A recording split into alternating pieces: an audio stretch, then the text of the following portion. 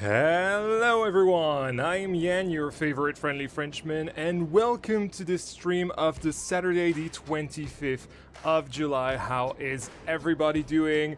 Hello everyone, welcome back to the channel, welcome back to Belleflore. Very happy to have you all back once again for the second time this week, and the second oh, that's a hair on my...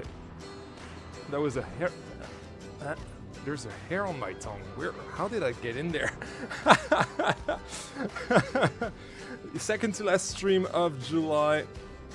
Very excited. We have some exciting things to work on today. Lots of landscaping and a little bit of ruin building is the plan for today's stream. So yeah, very excited for all of it. Free commercials later, I'm in. Awesome, thank you so much for making me a little bit of AdSense money. Welcome Breeze, welcome Yappa, welcome Fahrenheit, welcome Shane, welcome Andrew. Hello everyone, nice to see you all here today. Alright, so yes, we are back in Belleflore, as I just said. Hey, Archie, welcome to the stream. So basically this flat ride that I started earlier this week is complete, so that's cool. All of it is done, essentially. It's using that little flat ride from the parades pack that just came out. Hey Janafa, welcome to the stream, nice to see you, man. And so yeah, what I did basically is to do the queue line building and that little stand on the side of the queue line to wrap up the plaza very nicely, as well as this little seating area next to the very nemesis-looking turn that I have here for our inverts. So yeah, very nice. This is not going to be included in episode 11. I just wanted to build it so that I can know what the layout of the boomerang is going to be, because, you know, we're building a Vekoma STC, and usually Vekoma STCs have that with them as a package deal, essentially. And it's especially in such a unique theme, I thought it was a great idea to intertwine those, especially with the spike. I want to have the spike be here like it's climbing the stairs of a hidden temple in the jungle because of storyline reasons. So that's gonna be really nice. But anyway, yes, so let's get to work. Hey Alasible, hey Cereal, sorry. Cereal, I guess it is. Won't be there for long. Hey Miss. Also check a bit of progress. Yes, for sure. Everyone in the VIP chat has been saying that I've made a crazy amount of progress, but I don't know. I feel like I'm going at snail space again. I don't know. What do you guys think? Do you guys think I'm going like kind of crazy, or are you like me and you're thinking that I haven't done all that much? I mean, to be fair, I've wrapped up a complete flat ride with a queue line and all that, so I guess that's good. That's definitely good, yes. Speaking of which, I'm just looking at my notes while I'm loading the map. And I can make some of those smaller. There it is. Hey Flucht, welcome to the stream. Love how the coasters intertwine. Yes. It's very much become my go-to, hasn't it? With off-road trek and the rapids and the adventure trail that we did last episode, and also the Skyfly. Let's not forget the Skyfly. And we are kind of having the same thing here with the radio tower looking mini drop tower, the STC. Even something that I've had a handful of times is this first element of the STC dueling with that outer band of off-road trek, which is like so cool. I feel like when you're here and you see like both coasters going their separate ways, it's like the Fast and Furious 7 moment. Was it 7 or 6? I think it was 7. Dog, you finished a queue and ride scenery in a span of like 3 days. Yeah, it's a small thing. Like it's not that big a queue. It's just this, you know. I mean, to be fair, it is pretty cool in there, but you know. Oh, by the way, I've stolen a world map from Imaginaria. I believe Cold Sore built this, so I put the share code to Imaginaria so that people can check that out. Anyway, yes. So as I said, we have a lot of work. Love how simple but effective the Little Dipper looks. Thank you so much. Yeah, I was inspired by the radio tower that, well, I believe it's Cold Sore as well who's done it. A lot of inspiration from Cold Sore. Even those vehicles. At first it was a truck, so I tried to kind of replicate it with my own pieces so that it would be a little more piece efficient. I think Cold Sore's got like 342 pieces out of my head, I think it was. And this is only 114, and I have a second chassis here that I can use if I want to do a full truck right here. So yeah, that's pretty cool. And I placed them here and here, which is also interacting with the little boomerang that we've got going on here. So yeah, pretty cool. Speaking of what we have to do, we have the village entrance that we'll have to work on. I basically have no idea whether I'm gonna work more on this or more on that. I think we will have time for both, if I'm honest. What I want to do first, I think, is to, because that's what I was doing before I started the stream, is to work on the slope that is going to get us to the village. Because as you can see, this is how I measure my path height, by the way. I make sure that the pathing can fit on top of this, because I want this to be underneath another building, like hidden, essentially. We'll see why in episode 12. So again, this is not something that is going to be featured in episode 11, the next one. But I just wanted to build it to make sure that everything is good clearance-wise. Looks like I just found my favorite land of Belleflore. It is going to be pretty cool, I think. Yeah, it is definitely going to be pretty cool. It's gonna have the hotel as well, so that's gonna be like a massive thing for the park. Because technically, I don't know if you guys realize, but we have the first entrance, the base entrance, the main gate, which is our beautiful old stables that have been repurposed for as entrances, essentially. And you know, the view of the manor, then the view of the lake, and I kind of want to have something a little similar to that, but like over here, and have something that looks like a building that is next to Miami in Florida, called the Villa Vizcaya. It's a very beautiful building that is like right near the ocean, and it's very pretty, and very much that colonial. Oh my god, guests are still getting stuck here. Let's get rid of. I think the big issue is that I have pathing here, so I guess I'm gonna have to get rid of all the pathing. There we go. Is that any better? Or are you guys gonna... No, I think you'll be fine. Come on. Get away! Disappear into oblivion! There we go. It's an issue I've recently realized was there. So if you're loading up the current file on the workshop, both issues that you might have is guests being stuck here and here on the right platform, which is pretty dangerous here. Like, usually backstages you won't see those because usually people don't actually know that they're here. But for something as visible as here, yeah, it was important to get rid of.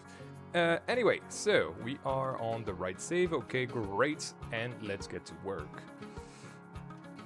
What texture is the seat of the car? It is that Viking clothing, I think. The marketplace decoration 7. Let me separate it for you. There it is. Is that thing? I also use those as mats for the entrances to buildings. That way, you can the guests can wipe their feet before entering those. That way, less cleaning to do.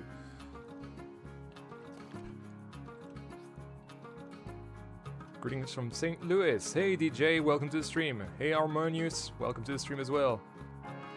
I need a tutorial on how to make a Vekoma boomerang. Step 1, PlayStation. Step 2, do a lift tail. Step 3, do a layout. Then do a spike. Step 4. Step 5, smooth. That's it.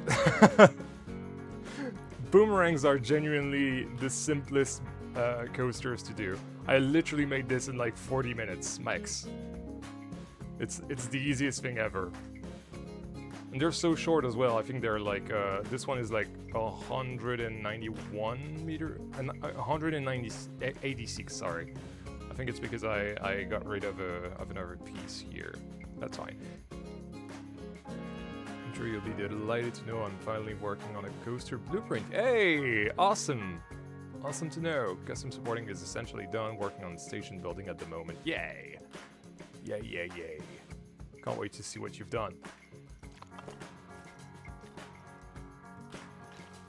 It's very nice. So, for those of you who weren't present during the last stream, first of all, for those of you who were, for especially Cheetahphone, who is not here, I've now got another donation board, essentially. And what is really nice is that ganadores means winners, essentially. And the whole idea is that they can, well, the explorers and the scientists are having games of darts and cards, all of that. So so sometimes they win. And depending on the times they win, they will have a different number next to their name. And so that's the idea between, well, for people who want to donate multiple times, you'll have a different number next to you. So if you, so for example, if Cheetahphone donates a second time, it'll be like X2, and depending on how much you've donated, your name will be higher up. Essentially, it's pay to win. It is definitely pay to win. But I think it was a great idea to not really reward, but you know, give a better thing to people who donate more often. Because I felt like otherwise people who donated not as often were still getting something as good as the others, which is fine, I guess. I just thought that, you know, it's a nice nice attention to detail. Anyway, so yes, we have got this right here. I don't know why I'm taking this accent, but I am. So something a little hard is going to be how to not like this.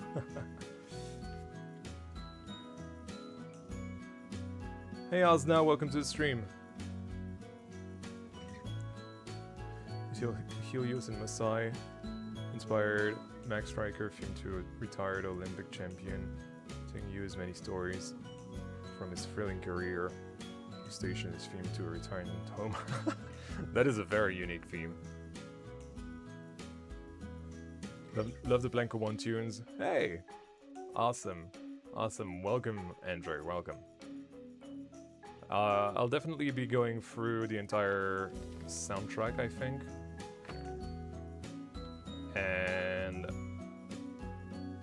once that's done, I'm thinking some Hades might be nice. I've never put in some Hades before on stream, so I guess that's something we could try.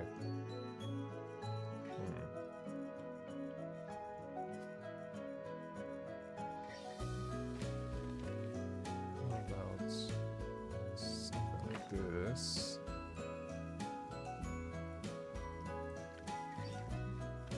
And something like that. Just for good measure, I just want this to be here so that I can measure more effectively how I move this node. I feel like the music is a little loud, isn't it? Or is it just me?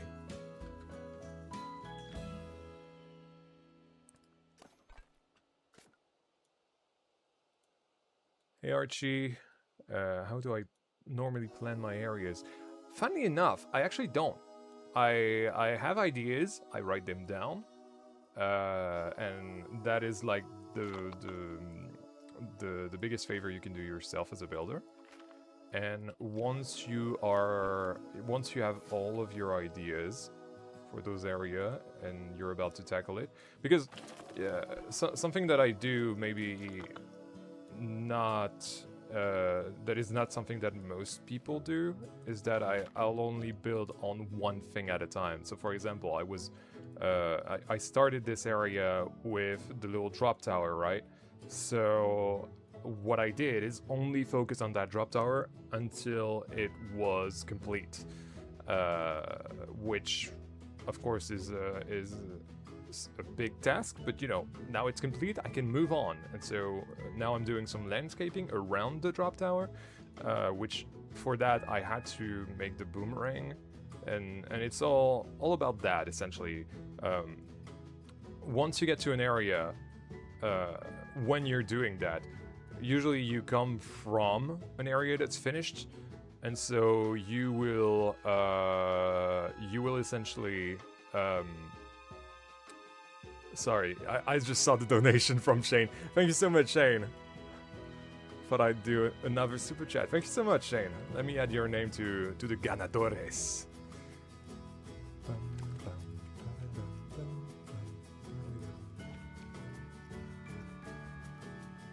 Shane Turner. Our legendary Shane Turner.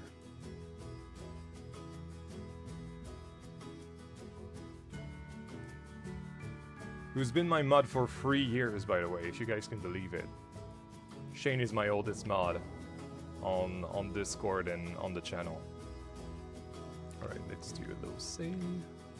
But yeah, as I was explaining, essentially, once... Oh, it's not... Okay. Yeah. PC's struggling a bit when I'm streaming. It's fine.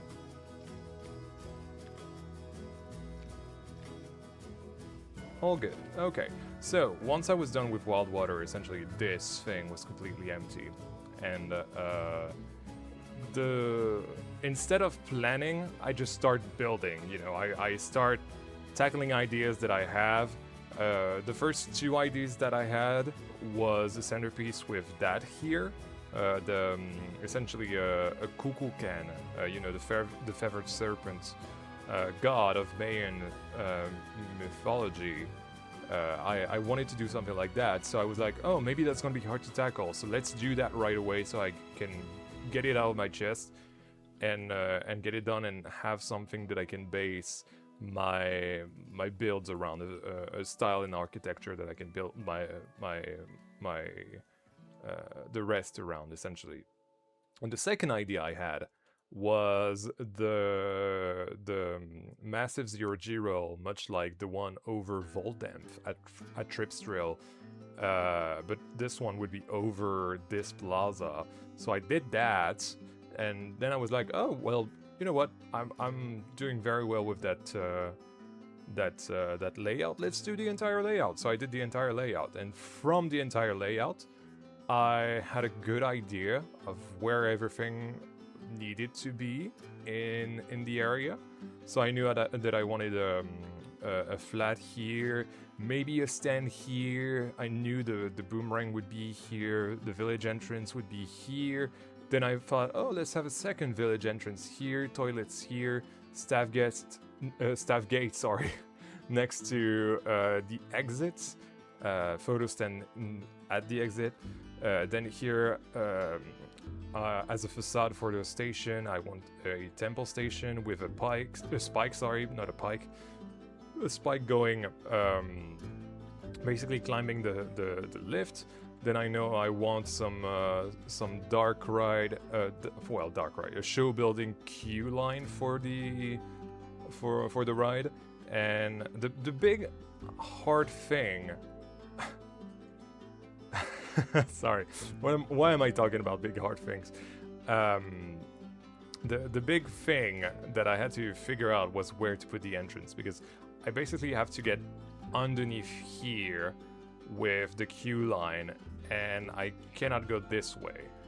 So I figured, so far it is pretty much just an idea, but I figure maybe I can have the entrance here, have it go under and over those two rides and join the show building that's going to be behind the lift hill here in this flat space, so that we have an emergency exit going into the staff area that's right behind it, and then it can join the station and all that. This would be enclosed, the transfer track.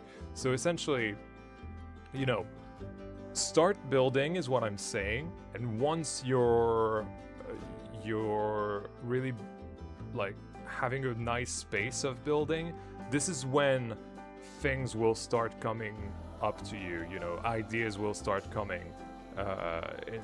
You know, you cannot have ideas just by thinking about them.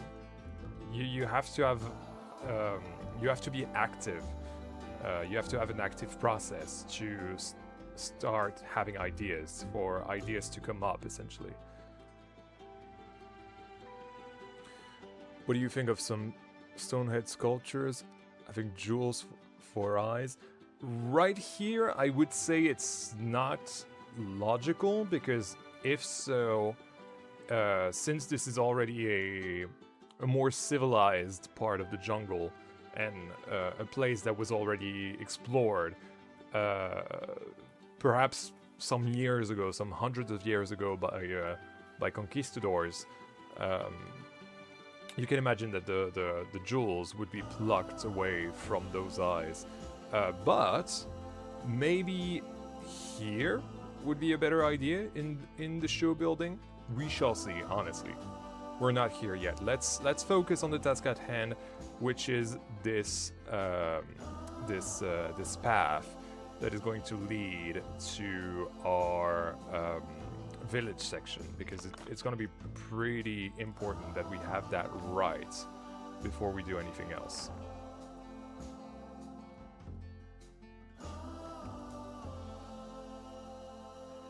Hey JDB, what are my PC specs? I have no idea, mate. I literally have no idea. I do know that my graphics card is an NVIDIA. I want to say it is definitely a 5060, but is it a TI? Is it a Super? I have no idea. No idea whatsoever. As far as the cores go, I have no idea. I know I have an Intel Ultra 7. Yes, it's literally on the side of my case here. But yeah, on top of that, I'm clueless. It was a pre-made PC, so I haven't done my own. And yeah, I kind of go with the flow, as you all know.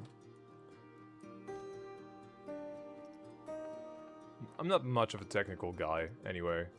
You guys know that. I'm more of a creative mind. I just want tools that allow me to do cool stuff. And so far, this PC has proven to be like that. Although I will have to admit I had to turn on the LSS for streaming first of all, and also because I was starting to have some frame drops because the park is really starting to get really complex. Like this is a massive park already. Like look at it. Look at all that. Look at all we've done already. I mean, there's still like 40% of the park to do, but still, maybe 35% actually. We're closer to the end than we are of the beginning. To the beginning. Guy's French and cannot speak English. But yeah, I like this PC. Very, very happy that I was able to get it this soon. Oh, that's that. Nope, that is ugly.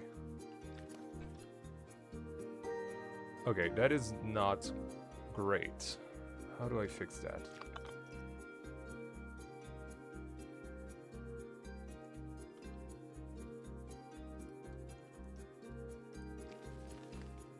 By luck, I guess.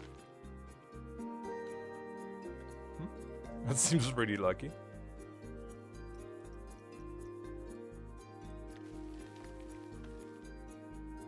Bam. Is that any better? Yeah, it is. Dude, this queue line is gonna be like the adventure trail all over again? Not quite. It's definitely gonna have similar vibes, although in the jungle and exploring temple ruins and all that. But otherwise, it's gonna be its own thing. I hope it is, at the very least. Hey Jeffrey, welcome to the stream. What are you doing for the Corvus competition? I will not tell a soul.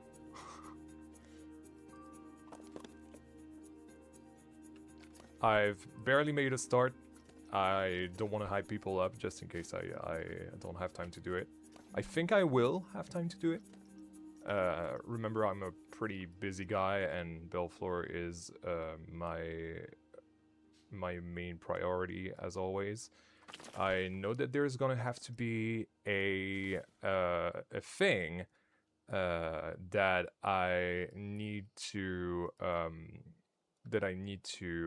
cover pretty soon,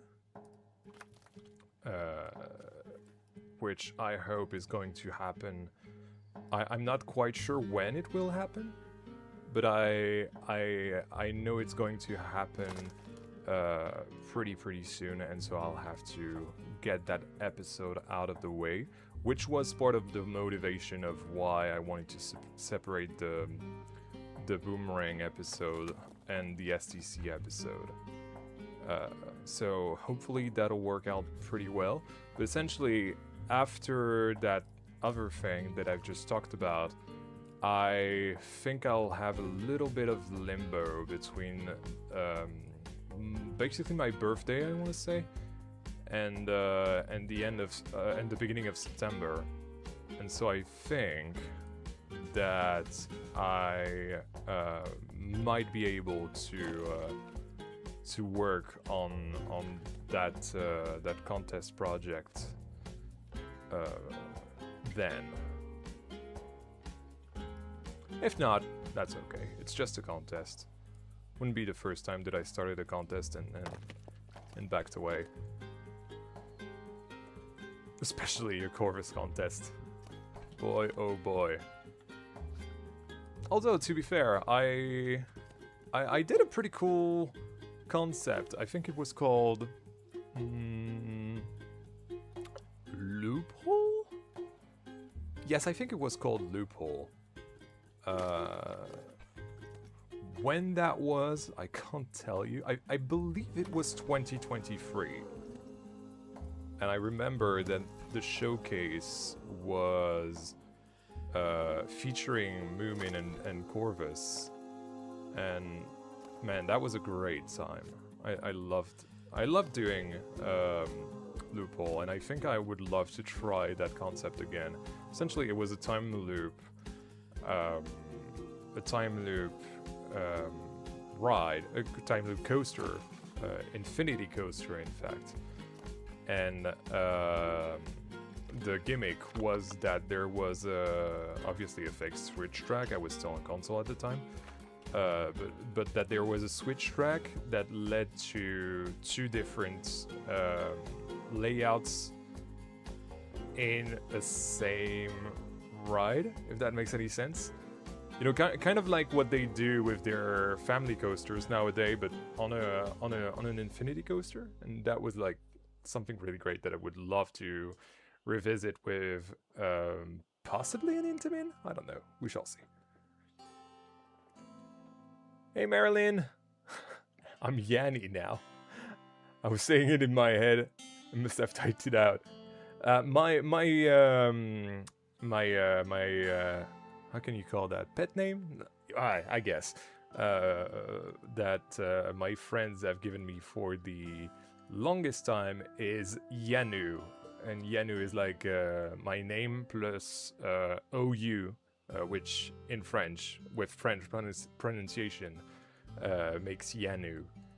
And yeah, so that's my quote-unquote pet name. If you want to use one ever. I'm fine with Yan though. Goodbye friends, I have to leave for work. Love this community. I will see you all again later in the next stream. Thanks to you, Yan. Well, thank you so much, Andrew, for taking a little bit of your let's try that again. Literally going back in the past. Thank you so much for taking a little bit of time out of your day for that little interaction that we had. It's always very nice to have you. I realize that I'm kind of lacking motivation for the contest. I'm on my first blueprint today, and I'm just not motivated to work on my terrain coaster. But I want to do a Tenet style coaster next. Ah, that's a good idea. Yeah, sure. Do explore that. There's certainly a Christopher Nolan craze going on at the moment, so I guess sure. It's not a bad idea. All right, so we have that. That's great. Hey, Hendrik, what's popping? Lot is popping, as you can see. Definitely a lot. Hey, Lord Farquad. I can't for the life of me figure out what to do for the Corvus comp and whether to prioritize that or the digital den one. To be fair, I don't know. If you... Let's put it that way, which is awful because everyone is going to flock over to... Or maybe not, I don't know. Maybe everyone is going to be scared and run away to dance competition. But if you want to compete against me, do prioritize Corvus's competition. Let's put it that way, okay? Is it just me or does Boomerang have really big hills? Hey... It's curvy, but it's okay. No, it's genuinely okay. Like, it looks big, it's not that big. It looks big because the terrain is not here, but if you look at that, like, that is, like, fine. That is a, basically what the new French Vekoma has, the new French Boomerang has, the, what's his name? Fireline and Redwood, I think it's called. It's basically has that without the floater, the 0G that mine has. I've basically made mine so that it gives a tiny pop of a floater that is sustained all throughout the hill as you cross it. But otherwise, no, don't worry, it's not that big. Moin, Mr. Gomez. Welcome to the stream, man. Nice to see you. Oh, we have a little bit of puffing here. That is showing its tiny corner. There we go. We have the same here. No, we do not. That's perfect. And we want our construction wall over here.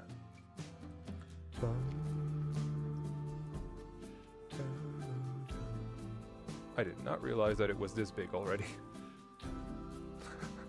That's what she said. My goodness. I'm a child. I know. I don't care.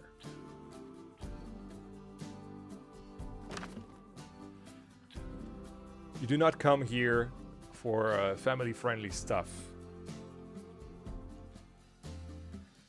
In fact, if you are coming, you are not doing something family-friendly. And on that note, welcome, Mineral.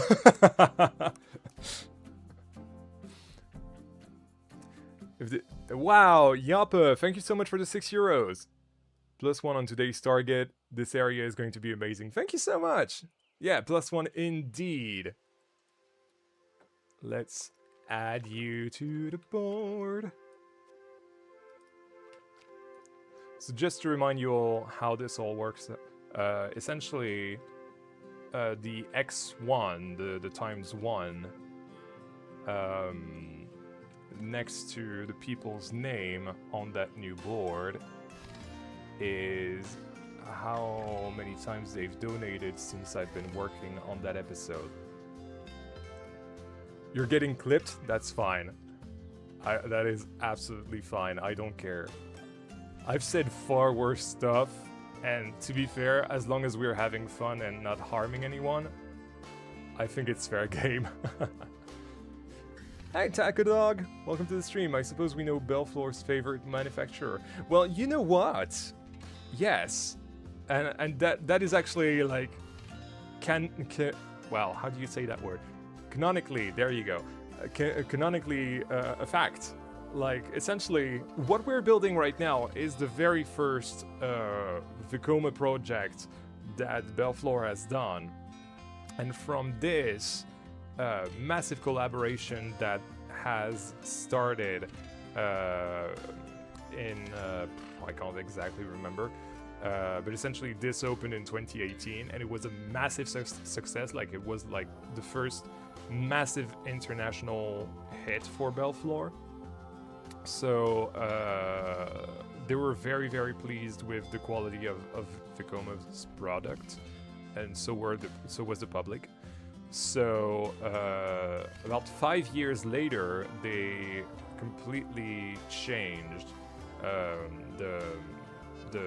completely removed the mine train, the Vekoma mine train, the old one that opened in 2000, and replaced it with a Vekoma LIM that was another prototype, because this, which opened in 2018, was also a prototype at the time, much like, you know, in real life, it's Tripsdrill that got the first one in 2020 with Hals Überkopf. But yeah, we're rewriting history in Belleflore. Same with our Vekoma LIM here. But yeah, essentially, they're very pleased, and so what will happen is that the last coaster is also going to be a Vekoma. So we'll have 4 Vekomas in a lineup of 9 coasters, I believe, by the end of the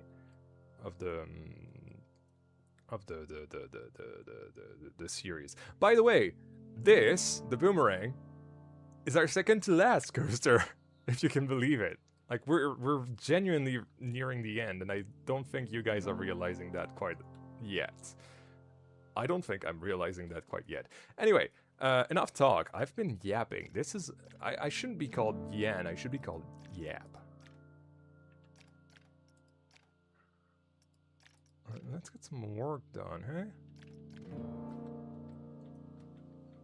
I don't want it to get close to midnight and realize I haven't done much. So what I'll do is wait until... I don't want to fast forward because I'm worried that it might crash the game because of the streaming and all that. As I said, it's starting to be a very, very heavy park. Although, this is as good a time as any to show you the nice water effect that I have going on here. Look at that. Way! Okay, that's great. And into the trench. The tunnel, even? Okay, so essentially why I've done that is so that we have the clearance envelope ready for our builds. And when I say our builds, I mean the earthquake caused by the feathered serpent god.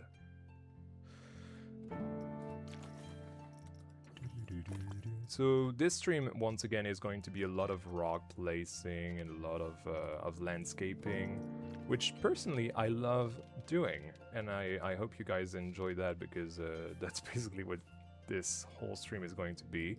Maybe there's going to be a little bit of ruin building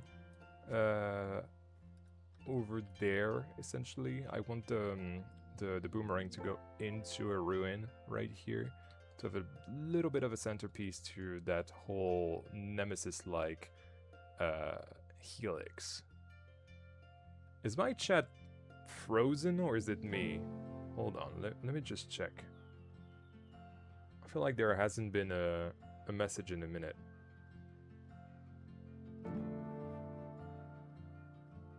Let's see.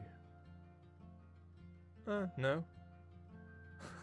Chat is just not talking. I was like, oh my goodness, what? Nobody's talking? I guess it does happen.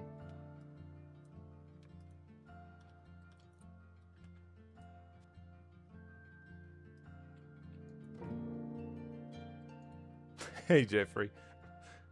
Thank you for reminding me that I'm not alone.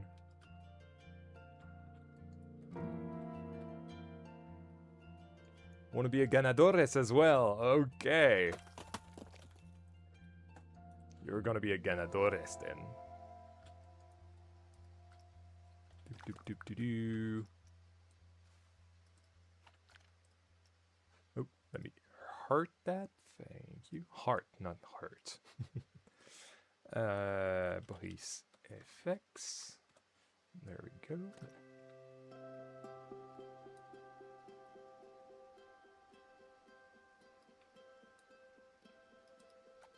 I love the view from those windows, by the way. I love the way you can see a little bit of the boomerang right here. It's really nice. Really, really nice. You know, something that I really want to try as well is having an actual beach right here. Not one that the guests will be able to swim in, but you know, maybe they can come in from the hotel. I don't know the logistics of that. We'll have to figure that out in the future, in episode 13. But I really want to get a beach going on here. Anyway, I'm procrastinating. That's not great. Pum pum pum pum pum pum pum pum. Let's place some rocks. Yeah, don't worry. I do worry. Pier in Belleflore? No, not a pier. An actual beach. Like a proper beach. You know, kind of what we have going on here, but guest accessible. Is what I'm thinking. It's just a thought, though. It's just a thought. You know, with sun lounges where guests can actually relax and all that. I feel like it could be a cool concept to try. Something that you can't really see everywhere. To be fair, not everyone has done hotels yet. You know what the funniest thing would be as well? It would be that hotels would come with the next update, and so I hope that I will not be too early for that.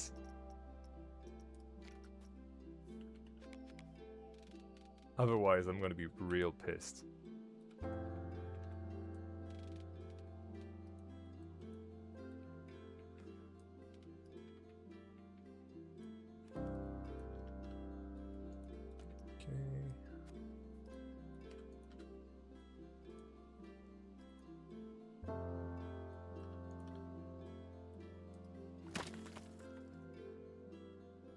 Hey Nitro, welcome to the stream, man.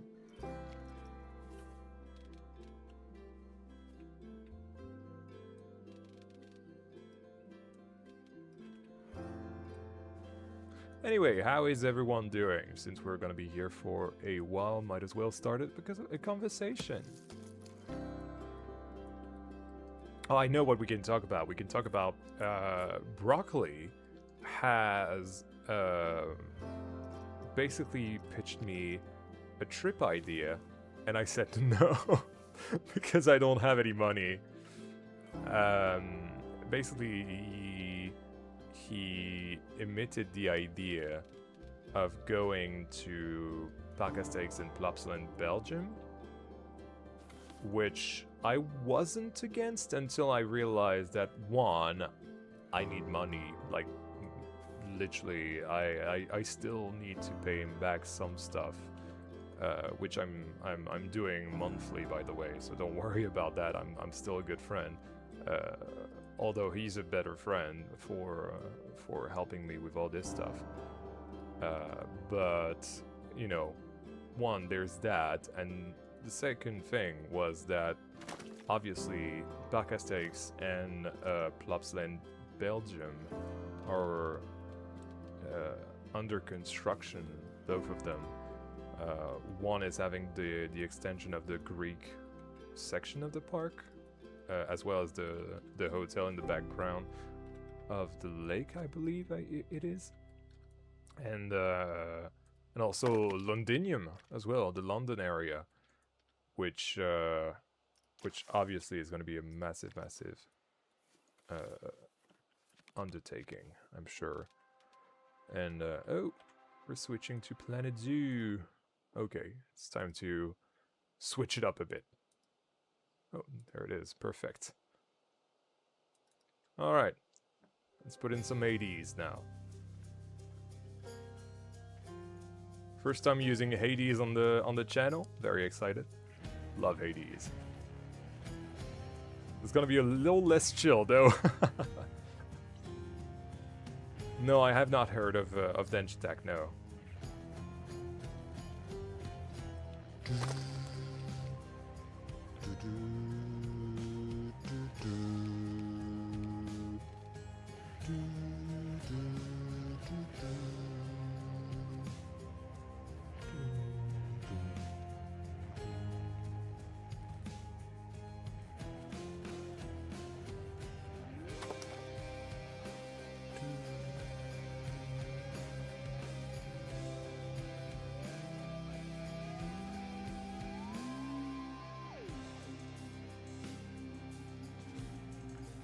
Hades is a wicked game.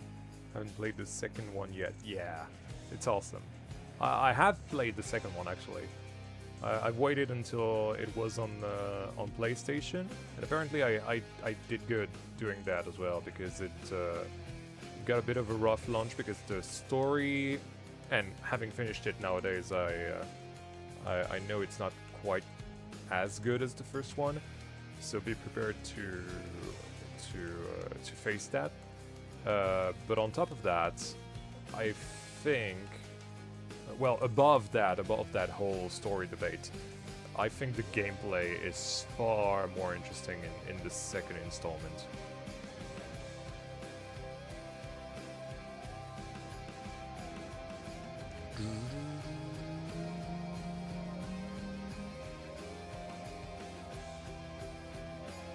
But I'll let you be the judge of that, please, of course.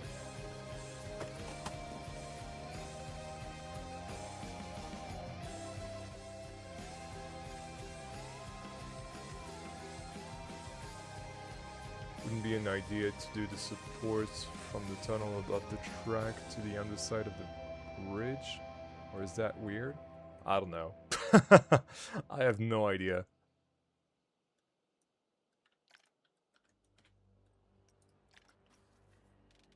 Basically, since the supports are already done, let's keep them as is.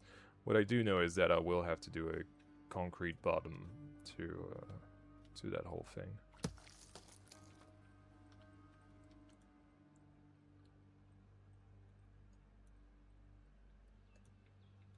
which I frankly have no idea how I'm going to go about.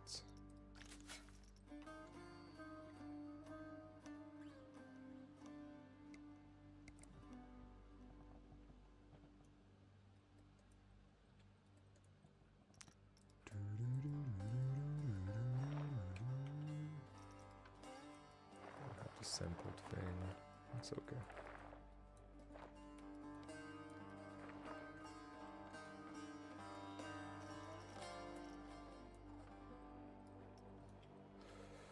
Ooh, that is coming a little close. Let's stick down a little bit.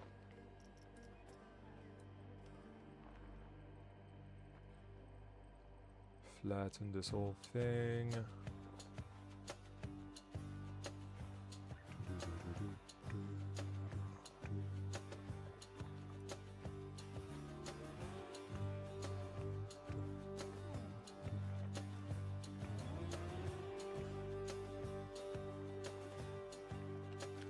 Okay. You know what? How about we flatten it all? Make sure we have some room to work with the rock work.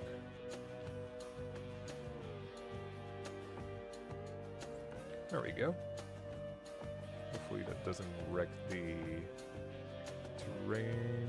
No, that's fine. Okay, cool.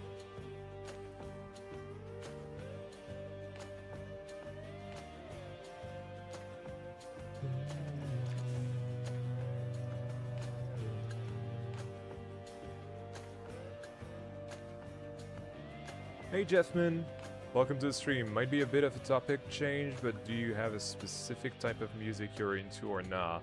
I'm into a lot of things, of different things, so it's a little hard to tell, honestly.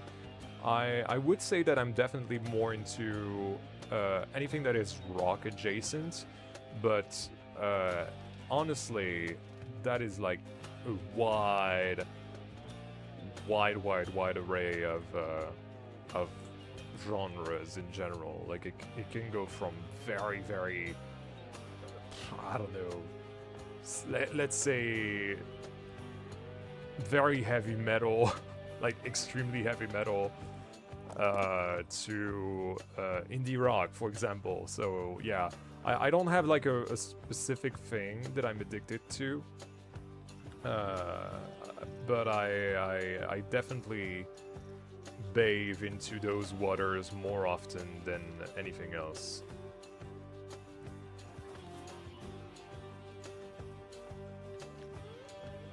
How do I go about this? I think I should start with the concrete floor. So let's see. Concrete. There we go. That is off. Perfect. But other than that, I would definitely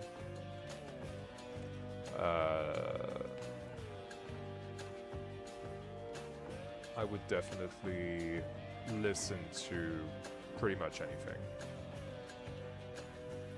It's basically down to my mood of the day. Like, I'm also into drum and bass, thanks to Corvus. Because the funny story is the reason why I got into drum and bass is because Antonio and Corvus, they listen to drum and bass like a lot, if not like only that. No, maybe not. No, that would be cliche. But, you know, they listen to it a lot still. And so they were playing that in the car when we were doing trips. And so I got into it thanks to them, which nowadays I really enjoy. I still really do enjoy drum and bass. I'm not into drum and bass as much as I was in 2024, but I definitely am still. And you know, anything electronic. I love jazz, I love soundtracks, as you can hear right now. I love game soundtracks, movie soundtracks. And anything is fair game, honestly. I'm funnily enough very easy to please, but also like very picky about what I listen to. Something that I definitely very much dislike is anything pop. Like I hate pop music so much. It's not that I hate it, I don't have anything against it. It's just that I can't. It's too basic. You know, I need something to tickle my ears, essentially, in the right way. I want something that's fun, like Hades, for example. You know, with a lot of very unique sounds that you don't see anywhere else than the Hades soundtrack, and so yeah, it's a lot of that into what I listen to. Then again, I listen to basic stuff, but I would say not basic stuff that is basic for the common mortal, you know, in the sense that, you know, most people just stick with pop music and that's about it, right? Like the Sabrina Carpenter, the Dua Lipas, and all that. Not that I have anything against those women or any singer, pop singer. Ed Sheeran, I could say. Who else? I don't know, man. Calvin Harris as well. Ellie Goulding, I don't even know if she's around anymore. But you know, stuff like that, essentially. And yeah, essentially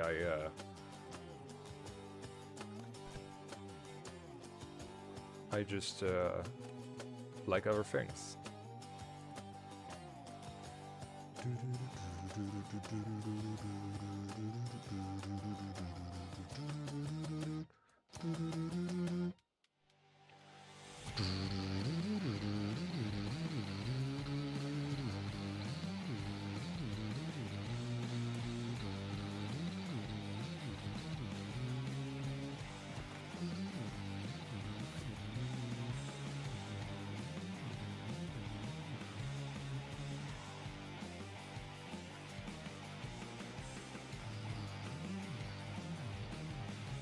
That's not big.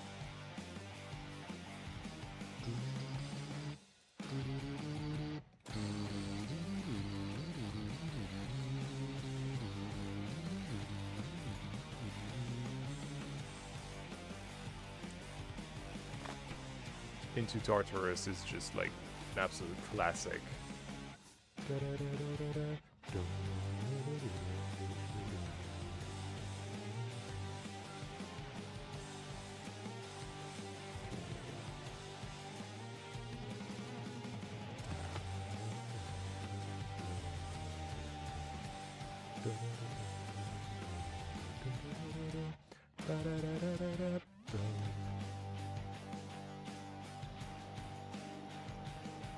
I'm gonna have to figure out this big rock. It's in the way of my support. Not anymore. I should have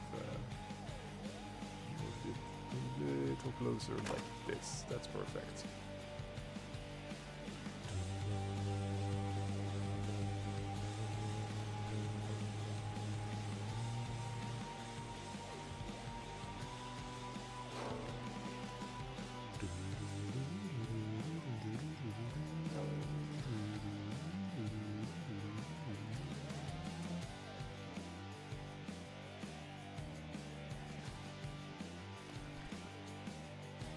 For example, if you need to pin down what I listen to, my favorite band, I would say, would have to be a band that is actually not doing anything anymore. I wouldn't say they've disbanded quite, but they've kind of gone their separate ways, and I feel like someday they might be back together. but you know, maybe not. I don't know. Who said? Who knows? Point is, I love Frank Carter. Frank Carter? Yeah, Frank Carter and the Rattlesnakes. Love that so much.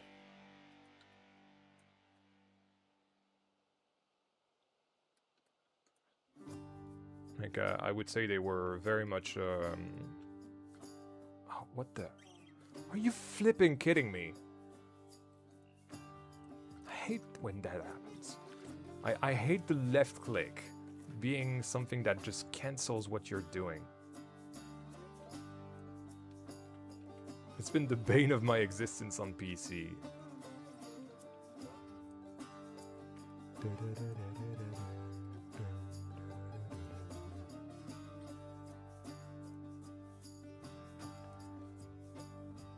But yeah, all that to say, I listen to an awful lot of stuff.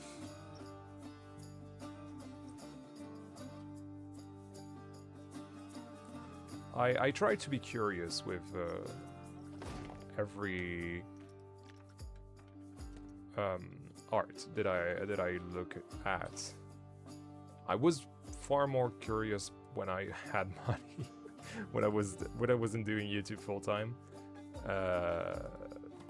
Like, you know, going to the movies more often, that kind of thing, and yeah, that's.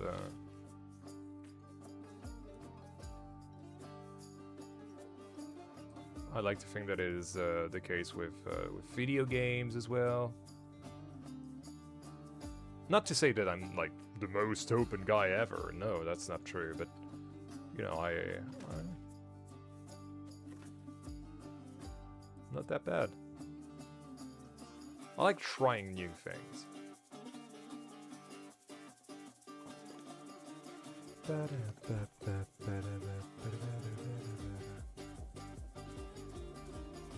can rebind the cancel button. Yes, yes, yes, yes. How do I do that? That change. Oh my god. Mouse controls?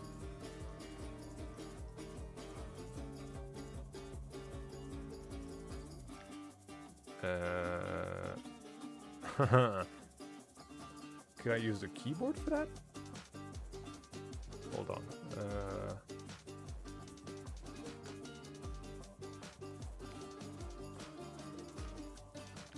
No, it has to be the mouse, it seems.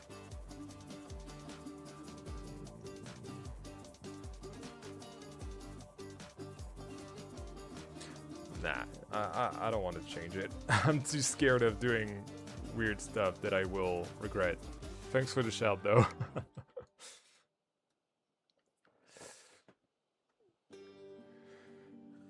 I swear you were about to say Daft Punk for a second, I don't know why. Wasn't? What the hell? Hey Coaster Vision, welcome to the stream. Hey Vanval, hey Filmo, nice to see you guys. How can you speak English so well as a Frenchman? 18 years of practice. No, maybe less than that, hold on. Maths. I started in 2008, so... we are in 2006. 18, no, it is 18 years, yeah. 18 years of learning continuously the language and practicing, you know, for videos, speaking with my friends. Not French friends, that is. Although, I will say that my real life friends in France are actually pretty good at English.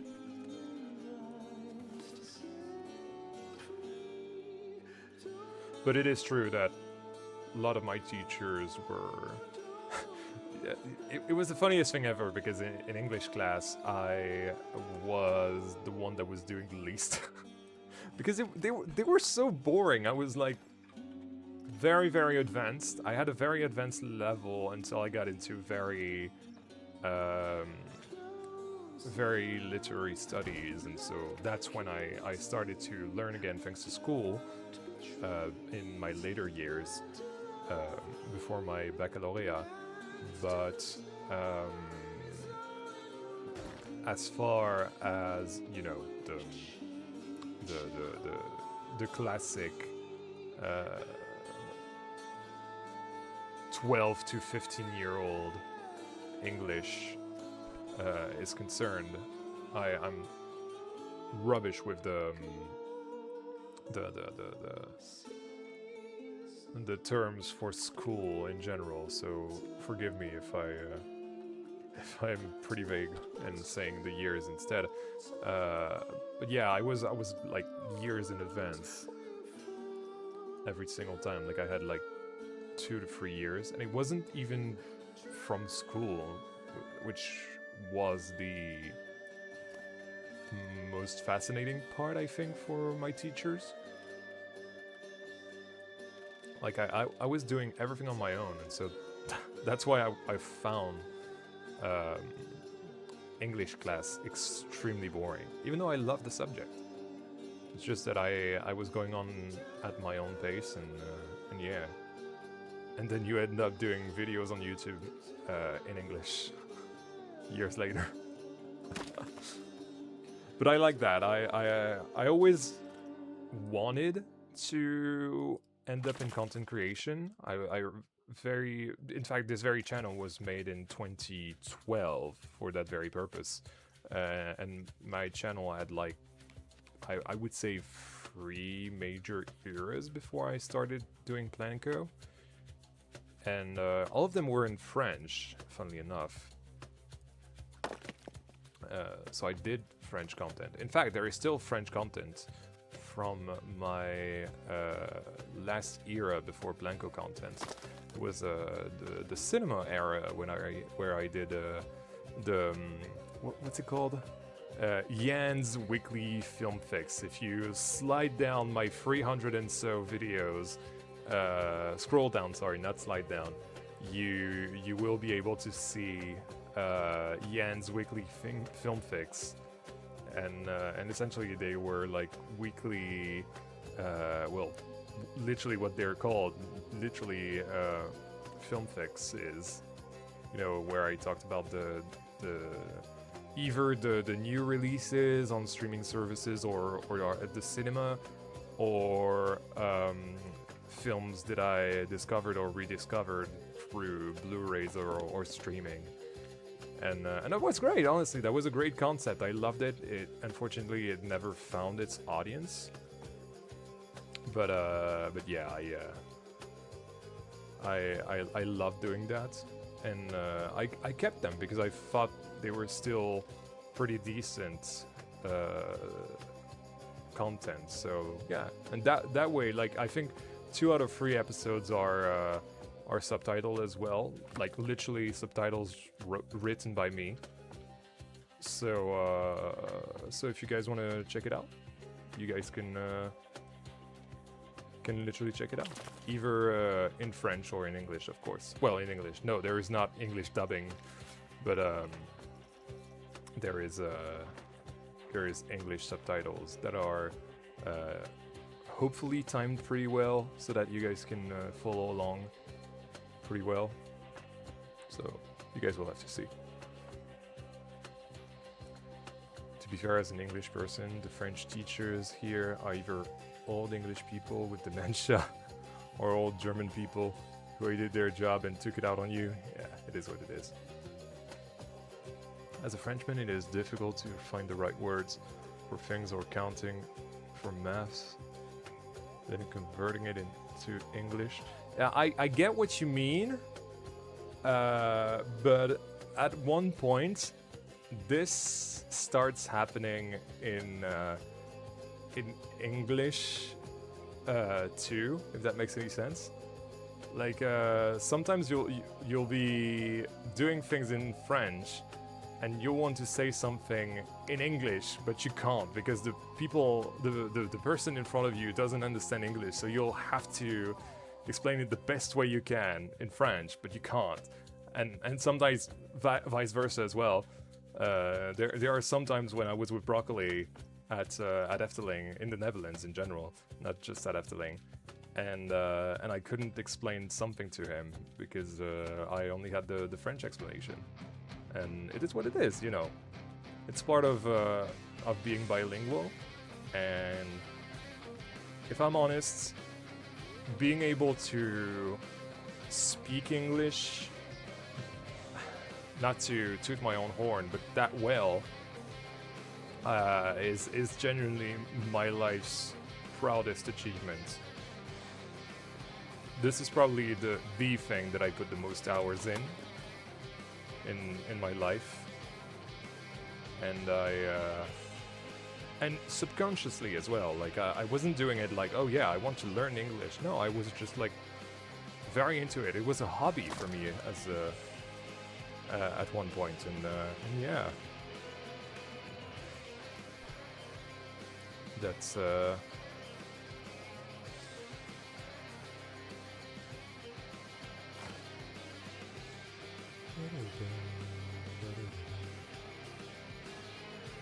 You're like Benji Adventures with the rocks? I have no idea what you're talking about, I'm sorry. I don't watch Benji. Not my type of content. So, yeah, do enlighten me on, as to why you're saying that. My only exposure to Benji was one time where his entire community went in my comment section to say that I stole a name from him, even though I didn't know him at the time. So that was literally my first exposure to Benji ever. And at a later date, I saw on the workshop his first Planet Coaster 2 park, and so I visited it, essentially. Hey Yan, I assume the semicircles are clearance envelopes. I must admit I need to start doing that as some of my clearances are illegal. Yeah, very, very nice tip. If you want, well, to be fair, I need to take into account the fact that you can have longer legs as well, like I do. I'm a big guy and I have big legs. So, you know, I still have some leeway here. But yeah, otherwise for, where's my boomerang? There it is. For coasters with track underneath the vehicle, you can basically put a semicircle at shoulders height, like have the center of it be at shoulders height, and it will give you a pretty nice clearance envelope so that you can make sure that everything is up to code for the tube to come inspect and green light your coaster.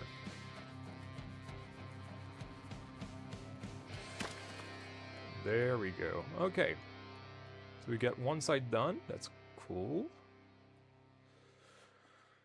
In Germany, we basically only have people who lived in an English-speaking country before coming to Germany. Okay. Do you read books in English or at all? I learned a lot by reading books in English when I started. So, fun fact, I did not read books until much later. So, let me give you a big timeline of how I learned English. From year... So, my years, right? Not the school stuff. From my 8th year to, I want to say, my 12th year. Yeah, 12th year is a nice spot. So essentially, during those 4 years, I was learning a lot at school. Maybe not 12th, actually. I would say 11th, more like. And then when you go to another level of school at 11. So from 11 to about, I want to say 17. That's when I started being far above the school level of English. So I needed to It's not that I needed to, but I craved learning more English, but you know, in fun ways. And so what I did at the time was watch a lot of vlogs. I really learned how to speak proper English through vlogs, which I know is a stupid thing. What was the name of that channel that I used to watch? I don't think they're around anymore.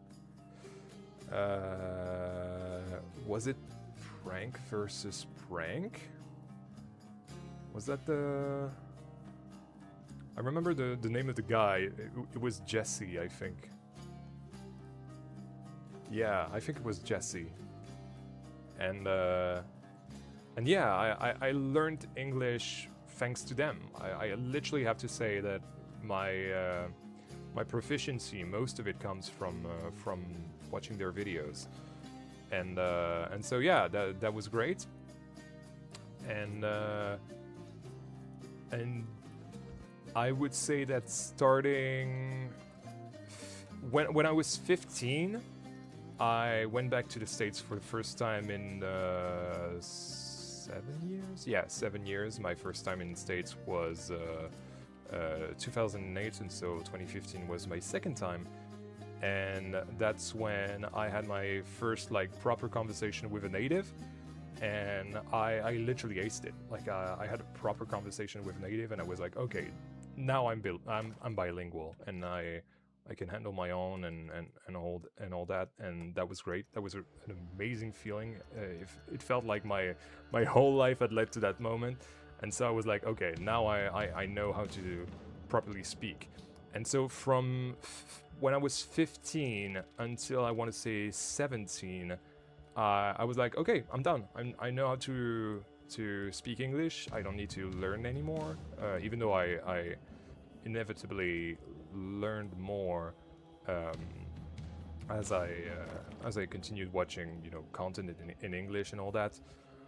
But later on, when I went into that literary study of my baccalaureate, essentially, it's like the big final exam at the end of your early school. Well, early school. No, it's like you know, the big exam that you pass when you're 17 or 18, or in my case I was 19 because I doubled the class.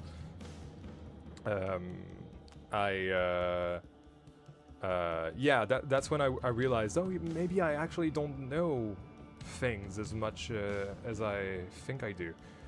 And so a beautiful teacher who I will not name because otherwise well, out of, you know, respect for his family, but I know that teacher is now dead, which, you know, bless his soul. He was absolutely amazing and one of the most beautiful human beings on this planet. But he made me realize that there was more to it in art. And so that's when I started to really listen, not just listen, but, you know, learn lyrics to songs, but, you know, more worthwhile lyrics. Watch things in English, you know, like TV shows, movies, and all that, and read as well. So that's why I was talking about that. Originally, the conversation was about reading. Sorry, quick sip of water because my mouth is getting a little bit dry. And so from then, I started reading a bit. I was really into Game of Thrones at the time because it was all the rage at the time. Not these days. These days it's not all that. Even though the season 3 of House of the Dragon has just come out, but I haven't watched it yet. And so I was like, okay, well, I'll start reading with something that I know. And awful thing to do. Never start with something that you know you'll find it so boring.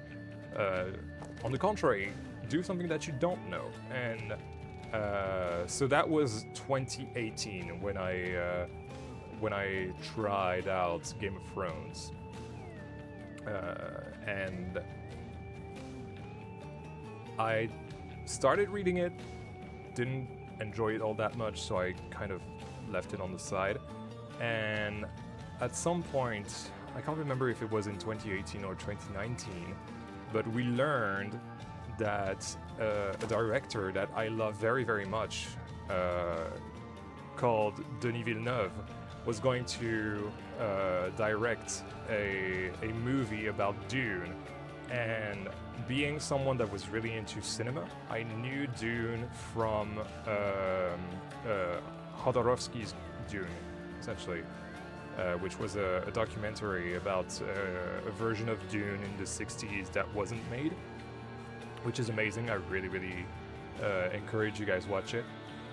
And basically from then I was like, oh, I don't actually know what Dune is about, so maybe I should read it before the film comes out. That way I'll know and do, you know, the reverse thing of, you know, instead of watching a movie and then reading the book, I will know what happens in the book, and so then I can view the movie in a different lens. And so I did that. I read Dune, and Dune is the first book that I finished in English. Well, started and finished in English. So yeah, that's why I have an amazing relationship to Dune, and even more so Dune Messiah, which is my favorite of the three I've read. I've stopped after Children of Dune. Children of Dune, in my opinion, is a bunch of BS. I hate it so much. But yeah, Dune is my first book I've ever read in English, and after that I read Messiah, and Messiah is a great book, and so I'm really, really excited for Dune Part 3, which is inspired by, well, not inspired, it is literally an adaptation of that second book, which is all about, well, no, I shouldn't say, because it's spoilers, but yeah. Anyway, let me read the chat now that I went on a monologue. I'm sorry, chat. I read the first 3 Dune books as well. Yeah. Was it Children of Dune that made you stop then? Is it like me? I feel like Children of Dune goes way too into the fantastical crap that I really dislike that. I was more into the intrigue and the lineage stuff and the sci-fi stuff as well. There's a lot of sci-fi stuff in the first 2 books. I was really, especially because I love ecology in general, and I really like this idea of making Dune a fertile planet again, which of course is a pipe dream, because everyone is warring for the spice and all that. But you know, I've always related to that concept, and yeah, so there we go. I felt like I was pushing too far. Yes, yeah. Hey Kayara, welcome to the stream. You have tonight the honor to be my background entertainment while I work on the final bits for Jonty's challenge build. Awesome, awesome, awesome, awesome. I've seen what you've done, Kayara, and you've been doing some amazing work. So I love what you've done so far, and I can't wait to actually tour it once it's done. Maybe a bit tough to start reading English with gods. I would say so. No, Game of, well, for most people it would be, but you have to realize that by the time I started reading Game of Thrones, I was studying English. I had been studying English for about 9 years, which was alright. If anything, it made me, you know, I always tend to Google stuff when I read in English, because sometimes there will be literary words that I might not understand. and so it's okay to have your phone nearby to Google stuff that you don't understand, which I used to do quite often. Hey Mavipe, or however you say that name, welcome to the stream, man. Anyway, let's catch up. Which graphics card do you use? I use the NVIDIA 5060 Ti or Super? I don't remember, I'm sorry. It's one or the other, I don't know which one exists. But it's definitely a 5060. It's like a good 5060. Can rest his weary bones, the weight of the world. Do you use reference images for your builds? Yes and no, it depends. When I do tunnels like these, obviously I don't use reference images, but most of the time my reference will actually be other builds that people have done in the game. So yeah, I tend to yoink stuff from what images people post on the different Discords, for example, or maybe from YouTube videos as well, and add them to my notes. That way I can have some reference as to how they've done things. And of course, sometimes I will also try to have some actual real-life references, but it's more rare, I would say. And usually if it's real life, it's more theme park stuff than actual, you know, architectural stuff or that kind of thing, or concept arts, and that kind of jazz. Okay, perfect. Good riddance to all. Wait, what the?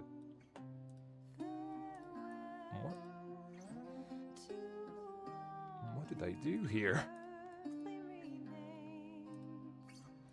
I think I effed up. I most definitely did.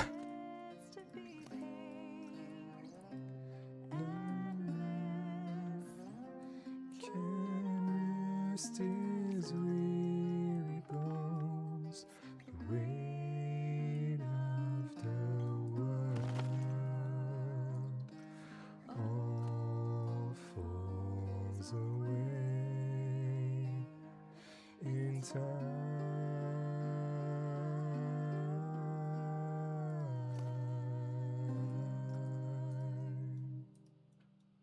Sorry about that little singing interlude. Too late for me to do the elephant ears.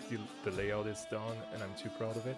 You can do the elephant ear. I usually do them after the fact, after the layout, if I'm honest. It's mostly for theming that I do that. Then that custom train on the suspended coaster is insane. It reminds me of some custom coaster trains that was revealed a couple years ago. It's inspired by Tequani Beast that is going at Bonn Luxury Resort, which is opening next year, I think. Don't quote me on that. I'm not quite sure, but I think that's something along those lines. Anyway, it's inspired by that one, which is also a Vekoma. But of course this one is an invert, so I had to make it fit as an invert, and for that I took some inspiration from Storm the Dragon Legend, the way they've done their own custom car on an invert.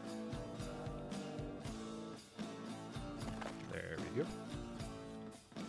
And so yeah. That's how I've done that thing. Anyway, I think I'm caught up. Let's see. I started with English reading with like the Percy Jackson series. Yes, yes. I think it was like 15 or something. Percy Jackson rocks, man. I love Percy Jackson. I really enjoyed the Disney Plus series that they're doing at the moment. I think season 3 is coming out this year in November, if I'm not mistaken. They've just announced it. And I'm so excited. I love what they're doing with it.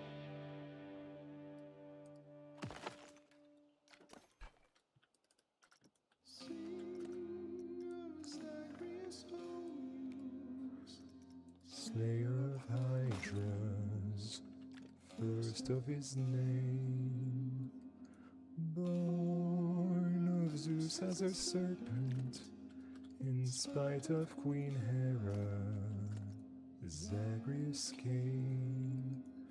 I started reading it in English to be able to read Harry Potter 6. Oh my goodness! No, that was in French. My bad. My bad. I thought the Deathly Hallows was in English, but no, it was in French. I own a French copy. My bad. Alright, just want to know how far I can push my own part to still run smoothly, so I don't overdo it with the theming. Right. Do know that I have DLSS on, but to be fair, it is mostly to record or stream, because otherwise that takes a lot on the, I think, graphics card or CPU, one or the other. I don't know. I'm not a tech expert anyway. All that to say that, yeah, do keep that in mind. And although I think the footage is still correct, like there are some frame drops here and there, but I would say that most of the time it's watchable, right?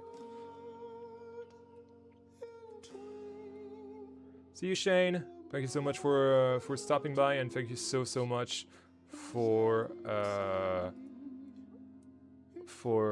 donating earlier. You are now one of those ganadores, as we've said earlier. That's a nice time as well to remind you all that you guys can donate, and your name will be in the queue line for Sismometro. Right here with Chitafon, Shane, Joppe, and Brice.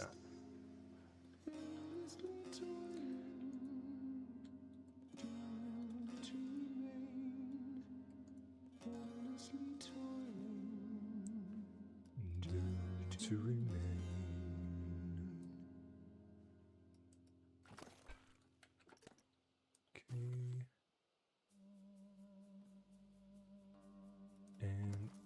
Okay, I think that is done. Let's complete our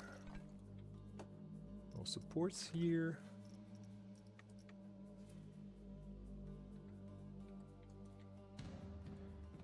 Mr. Livestream, is this a Mexican themed area? Yes, it is. It is indeed a Mexican themed area. Ole. Hola.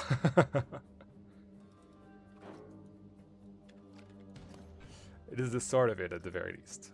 It's the first half, which is much more adventure themed than really Mexican area. It's Mayan themed. Let's say that.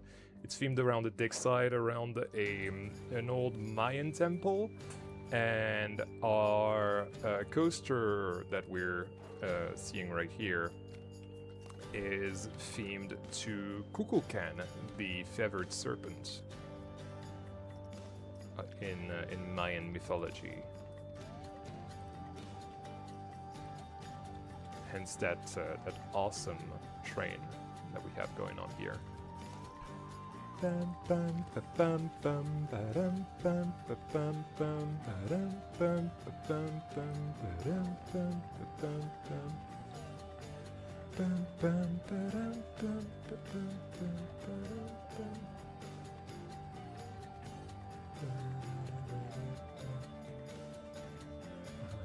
vibe, aka Mark creates on Discord, your favorite American with a French first name. That's true, actually. I've never clocked that, but that's true. That is a very French way of writing Mark.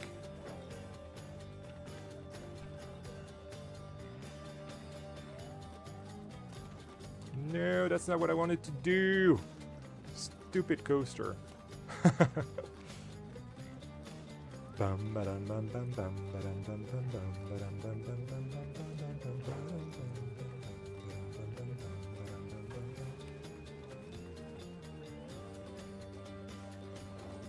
Okay, and let's do this one for good measure.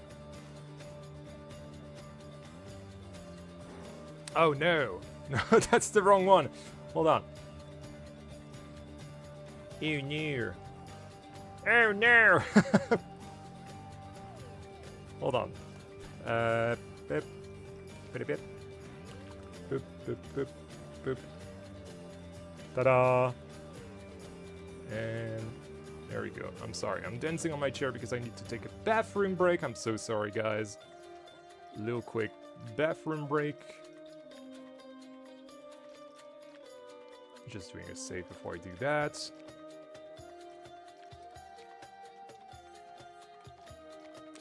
There we go, and I'll leave you all with a beautiful view on the whole park.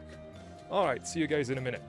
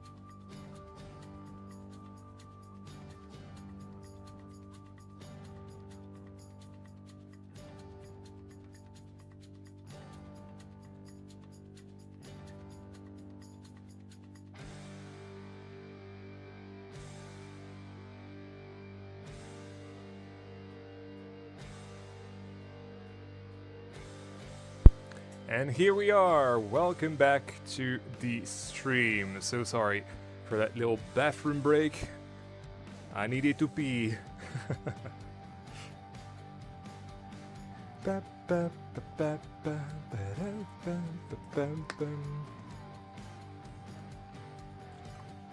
is a pleasure to tell you all that my dog is watching the stream. Awesome! Awesome. I've just realized that that's what La Maya was in Fisker Sang. Sorry if the spelling is wrong. If I was to speculate, the last area I think is England, mostly because of the Merlin Times newspaper. I don't know. The funniest thing is that there's literally a planning episode that most of you haven't watched. It's episode 5, I think. It's like it's got like 3,000 views, And like most of you have never watched it. It's the funniest thing ever. And to be fair, everything in that very last area has changed since I first revealed it, but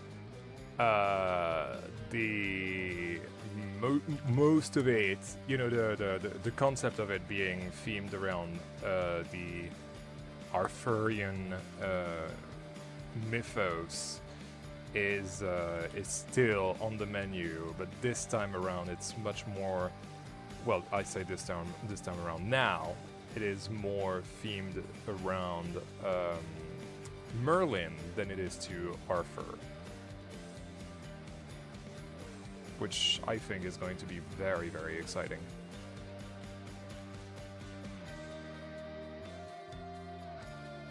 And if I'm completely honest, it's definitely the area that I'm looking forward to the most. Which is a bit unfair to the Mexican area, to La Serpiente.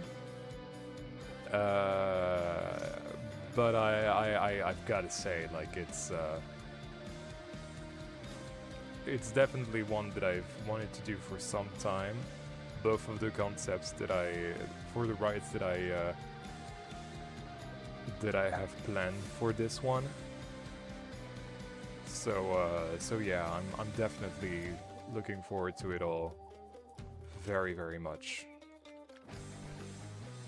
But yeah, all of the newspapers for that we have in the queue line for Fisker Sang are Easter eggs for every single other area. In fact, we can go watch that right now. There it is. So we have Le Belleflorien, which is for Belleflore itself. Then we've got the Merlin Times, which is the one we were talking about. WW Ripples, which is Wild Water Ripples, which is actually physically represented in Wild Water right here with the newspaper. In fact, it's got this newspaper box right here. Then what do we have? We have La Maya, as you said. La Maya is going to be our Mexican area of La Serpiente. And fun fact, La Serpiente de Noruega, I think it is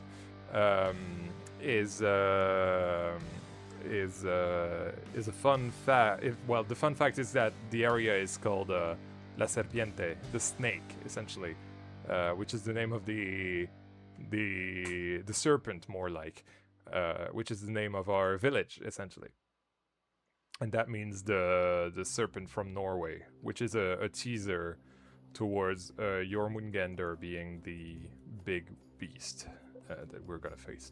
Then we have Die Alpen, which is our Alpenstadt area, and Meaux-sur-Rail, which is our Vapeur-sur-Rail area. And of course, the Fiskenzord, which is the building that we're in right here. There we go. So all of those are real things. Well, real things. They're all Easter eggs towards those cool areas. But what did I want to do? Oh yeah, check out the tunnel over there. I don't think I had, no, and I think that's a bit of a flaw, if I'm honest. But I need a door. Did I have a door here? No, I didn't, because I have the catwalk, right. But I have one here, I think. Yes. Perfect. Hey, Blake. Good Spanish pronunciation, Yen. Thank you. Thank you. Despite doing Spanish for, I want to say 6 years in school, I'm still like rubbish at it. I'm genuinely really, really bad at Spanish. Which is a shame, because now my father lives in Spain, and so it would have been a good use. but no. Unfortunately, no. Hey Joshua, nice to see you. And Jeffman 2025, thank you so much for that little big actually, contribution of £10. Thank you so much. Let me add you to the ganadores.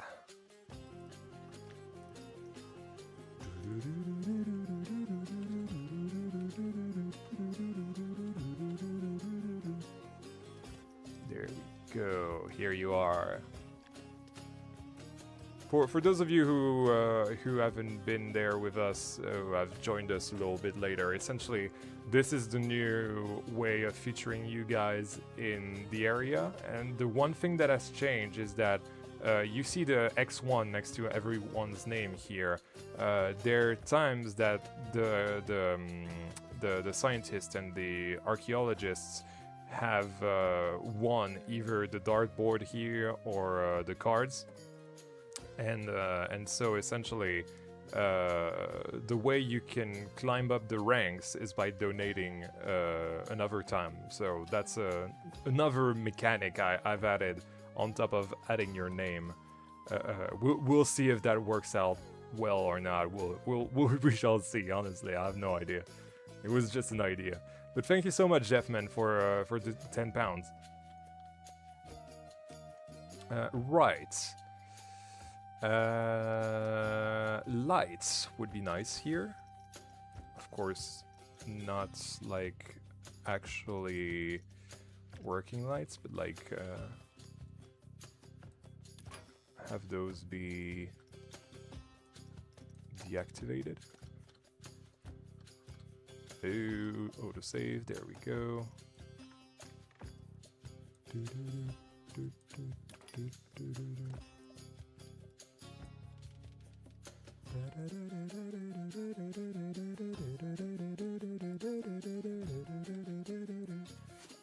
Have the same on the other wall. No, just service lights, essentially. It's a little bit too close to the wall.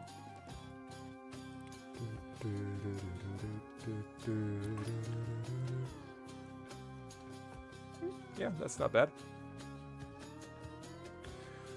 So will the hotel be a later development in the area? Will you update the current park with the 2 coasters and then add the hotel afterwards? I'm actually dividing this area into 3 parts, 3 distinctive parts, just to make my life a little bit easier and so that I can upload a little more often.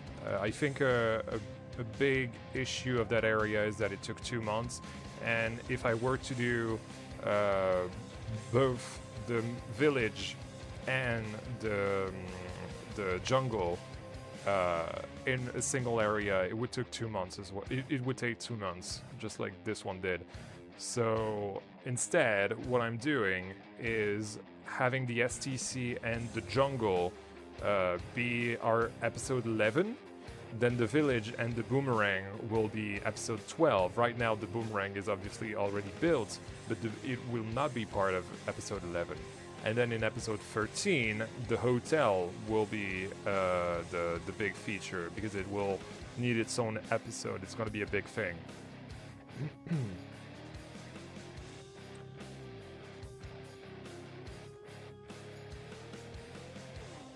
But I will update the park files.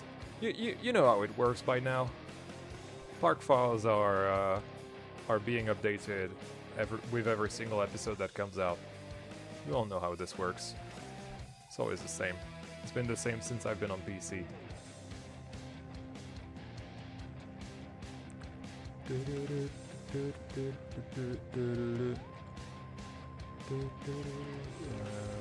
Right. But I need to put the door on the other side because I will not have an access on that side.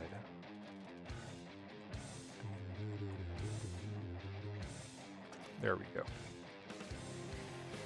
And what we can do instead is have like... No, we already have drains. I'm stupid. Okay, no, it's fine. Although, No, it's fine.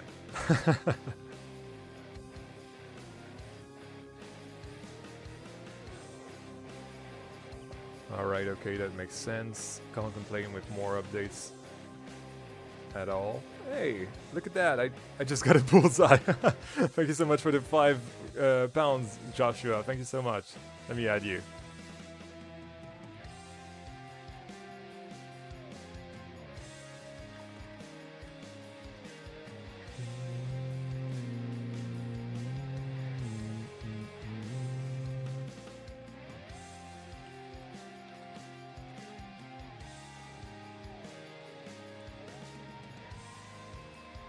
Scale it up, not too much. It's going to be fine. Thank you so much. And yeah, it's not necessarily more updates, but it's like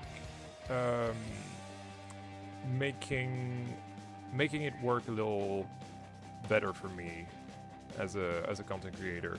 You know, when I don't upload videos during 2 months, it's a bad thing for the channel, and since again this is my work, so when I don't upload during 2 months, it's like money that I don't make thanks to AdSense, and AdSense nowadays is like a third of what I own, so it's still a pretty sizable amount of money. So I need to upload at least 1 video per month, essentially, which is what I've done in July. But fortunately, in June, there was, I believe, 3 videos, if you count the shorts. 4 videos if you count the shorts. 5? Yeah, 5 actually. Sorry, too many videos. But all that to say that the DLC really saved the channel in June.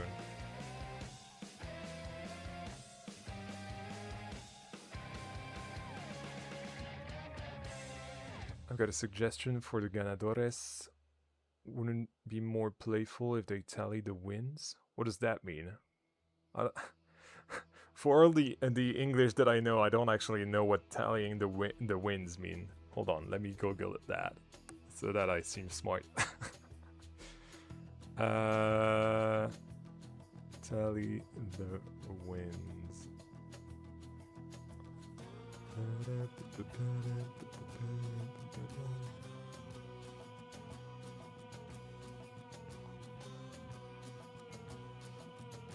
It's not helping. It's a win-loss tally with focus on simplicity and design and function. Oh, right. Nah, let's keep it simple.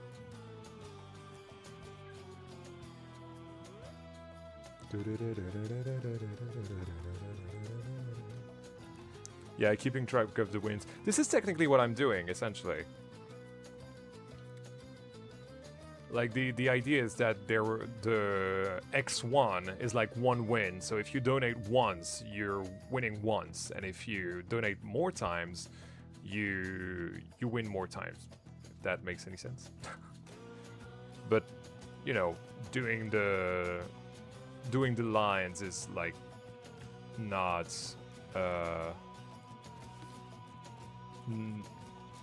not easy. It's more complex and takes more pieces. I'm still fairly conscious of the amount of pieces that I use. Although I do admit it is a nice idea.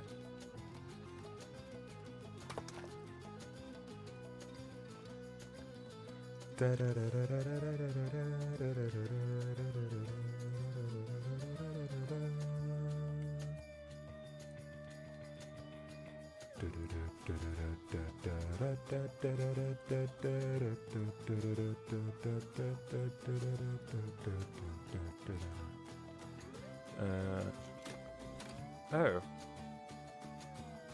Where's my train gone? Oh, right. Yeah. edited the track, my bad. Alright. Go on. Leave the station now. Ah, it's doing a... It's being capricious.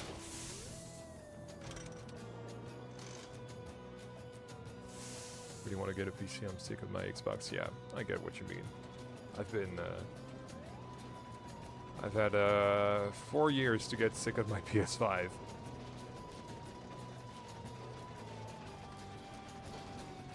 I still was happy to be able to play on PS5 though, if I'm honest.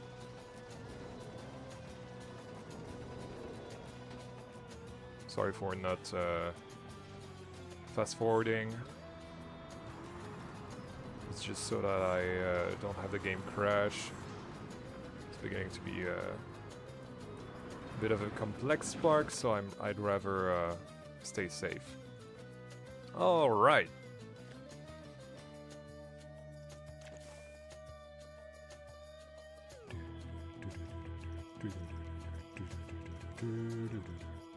There's also a good possibility that I don't stream on Saturday next week, and possibly the week after. I'll have to make sure of that. Well, the week after, but definitely next week.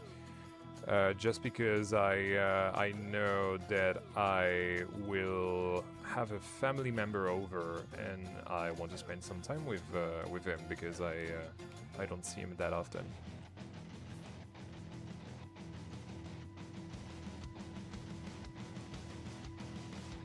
But I'll definitely be streaming on the Wednesdays of those weeks still, so don't worry about that. The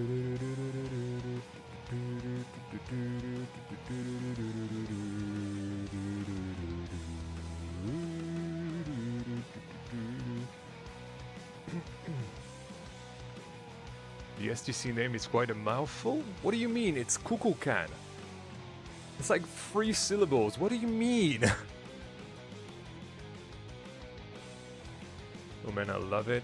I mean, this is the perfect type of coaster the park needs. Hype to see the whole land. Good luck, man. Thank you so much, Oban. Thank you so much. Yeah, I've been buzzing to do the SLC for a while now. It's been planned for since the Toy Box pack has been announced. Well, actually, since it's been revealed to us for the creator call that we got. Showcase more like, it's not really a call, and we don't really interact with anyone while those are happening, but yeah, I was so happy to see that it was coming, because at first this was supposed to be a B&M invert, so I'm happy that it's not, especially because I know that I'll be doing a B&M invert with another YouTuber at some point. So I'd rather keep the B&M invert for that.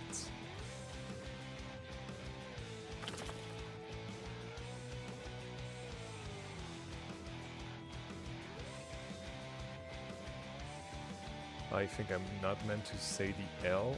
Or maybe I need practice? You do say the L. You just have to practice, indeed. But it's not that complex. Especially for a French audience. Nakoma is making their money's worth. For sure, yeah. It's also a very meta way of celebrating my friendship with all my Dutch friends.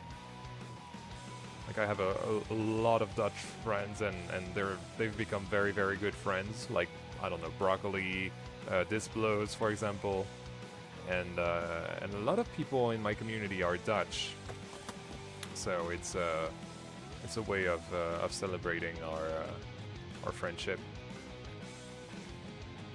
Much like how, in my opinion, Alpenstadt was also a way to give a thank you to my German audience.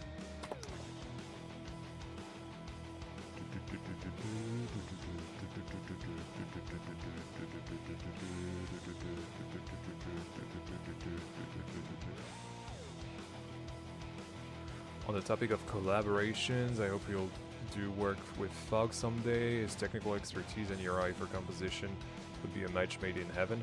Fun fact, we've almost done something for Halloween last year.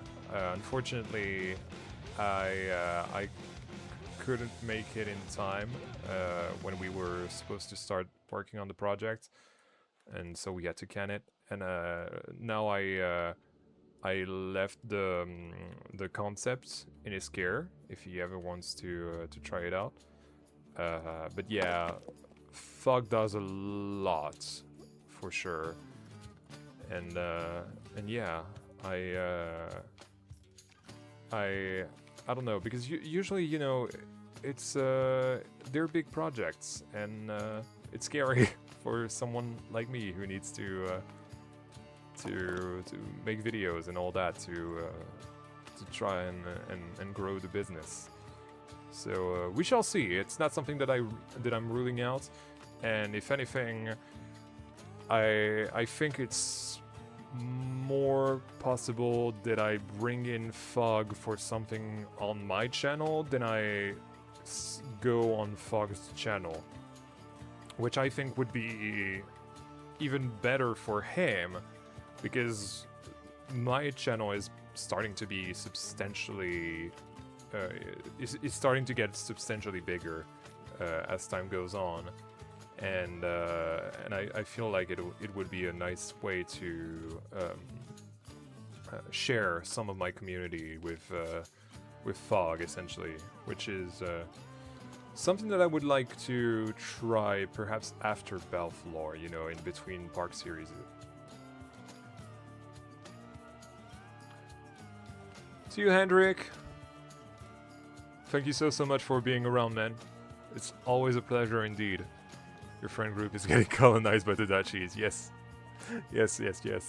But I don't mind. I genuinely... There's literally nowhere else on Earth that I would rather be than in the Netherlands. I genuinely feel a kinship towards the Dutch people and the Netherlands in general. I literally have no idea why, but I've always felt welcomed and at home there. Perhaps because it's a country where I can just speak English and everyone will understand me, which is not the case about every European country. Certainly not France, although I don't have to speak English in France. But yeah, in the Netherlands, it's not frowned upon at all, and so yeah, I feel like I like it here. I like it here, you know. Even if I only go there for holidays, I genuinely like the country and the mentality of people, and in general, again, I feel a deep kinship with the people of the Netherlands. I don't know why. I literally cannot really explain it logically. It's just something that happened. I was surprised by it as well.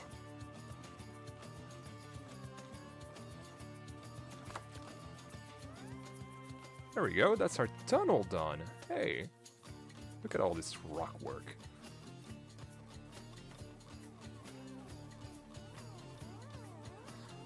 As a representation of your maybe Scottish audience, we love your videos. Thank you so much, Jeff.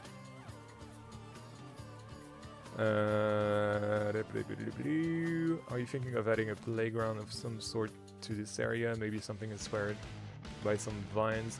I have a splash pad here, themed to a dig site, maybe. but not, you know, like a proper pool splash pad with climbing structures and all that, but much more like those like flat water fountains that you can run through, kind of what you have at Plopsaland, Belgium, or Tripstrail, for example. Something of those, of that sort, essentially, is what I would like to try. So yeah, we shall see.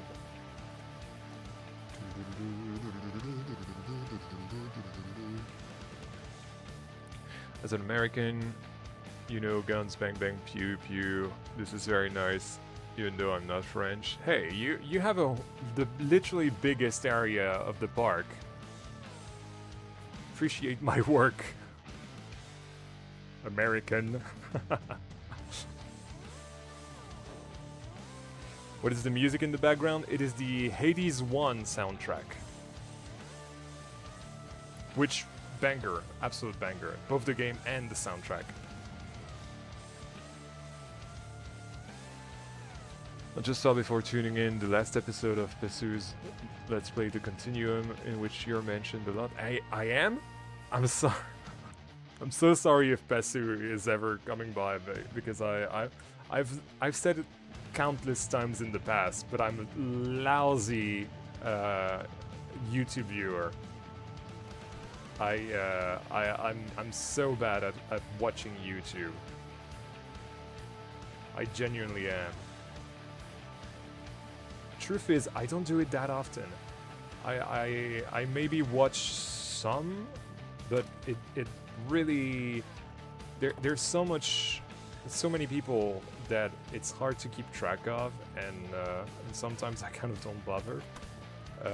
I do know Pesu from Albanduz's server, so I really like him as a person. But I have to admit, I've never watched his videos. Maybe I should. We shall see. Maybe if I have time in the morning, I will.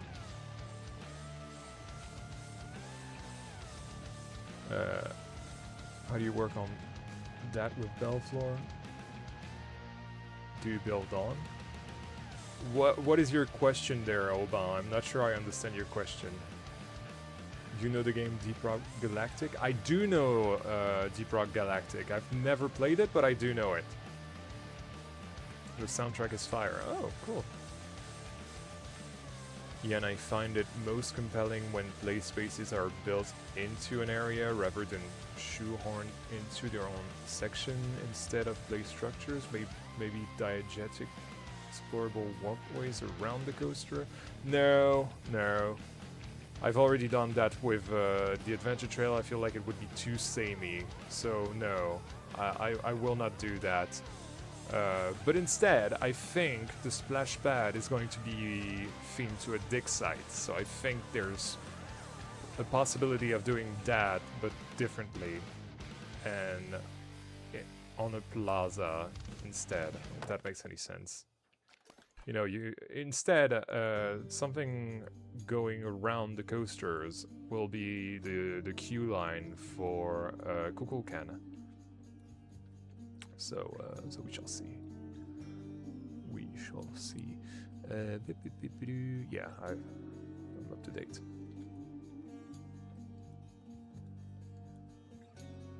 Optional walkways that aren't connected into centralized adventure trail or play area, creating a sense of adventure into the entire area with explorable offshoots and diversions. This is something I will do for the I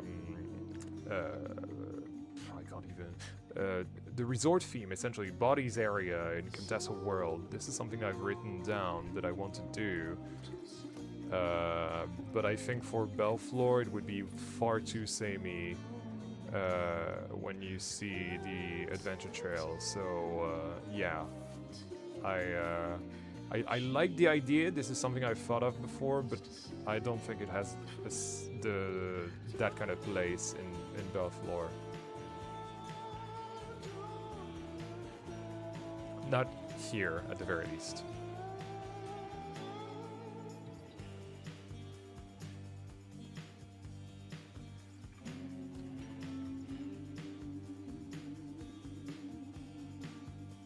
have 2 apps on at once. I have TikTok and YouTube all at once. Double consumer, double brain rots. What do you mean? Are you saying that my content is brain rot? How dare you?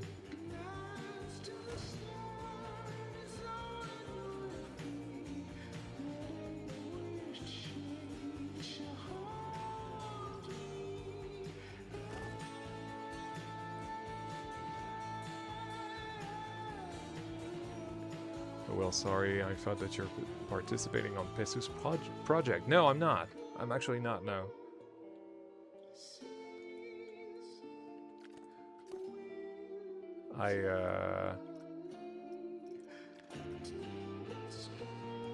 I've never worked with Pesu. Maybe I will someday, but I haven't yet.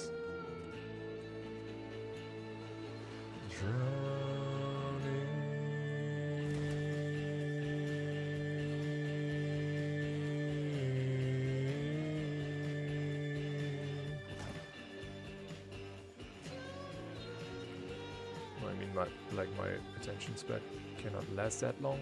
Well, do something else while you're on the stream, man. The stream is not to be watched. It's a side thing. You know what I mean? Like you're supposed to watch it. You're supposed to have it in the background. You know, have an audio background almost. I don't know, play a game. Play Planet Coaster, for example. I bet a lot of people are doing that in the chat.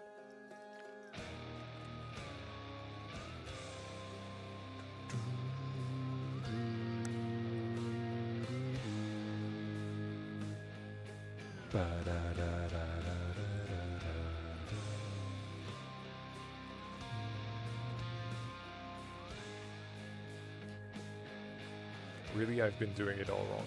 I mean, if you like to watch it that way, that's fine. Like, I'm not saying that there's one way to consume my stream, but I know a lot of people are doing it that way. So I think a lot of people can relate to that way of watching my streams. Which, again, no judgment. I don't care how you watch. Just happy that you're here to enjoy this evening with me.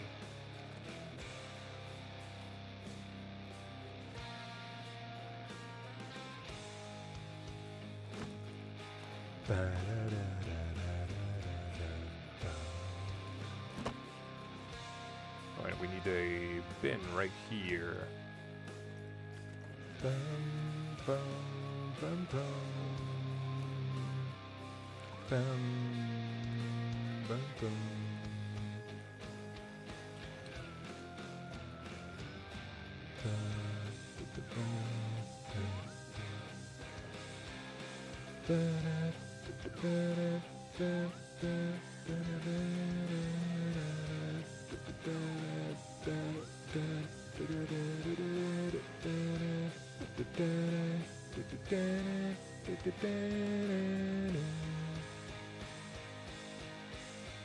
It's very funny because it looks like a tunnel of chocolate. Makes me hungry for some chocolate, if I'm honest.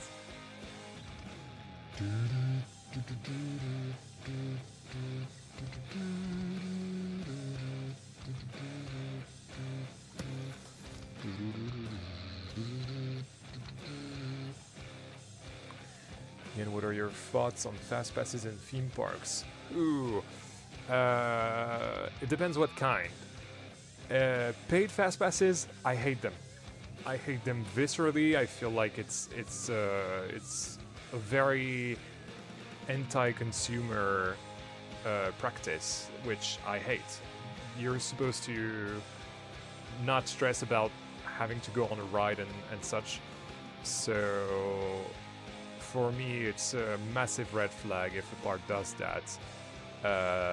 But there is one system that I like, which is the old fast pass system at Disney with the the ticket booth, for example. or nowadays Europa Park does that, and I think Efteling does that a little bit as well with some rides, which is the virtual line. Essentially, you will book a time slot to enjoy the attraction, and I think that is a much better system in the sense that there's limited capacity and it doesn't ruin the capacity of the ride, because there's more demand than they can supply the service, essentially. So essentially it's making waits longer for everyone involved, and it's insufferable. Ooh, I don't like that. Let's not worry about that yet. Let's do a quick save, actually. So, free fast passes with limited capacity and time slots, great.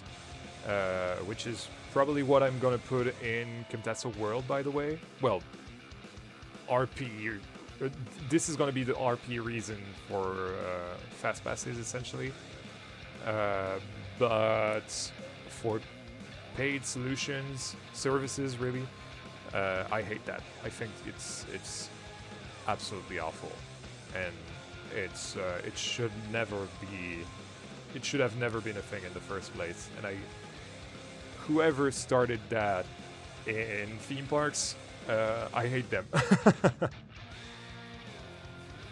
Hey Sasha, this is not an SLC, this is an STC, suspended thrill coaster. SLC is the older model of that variety from Vekoma.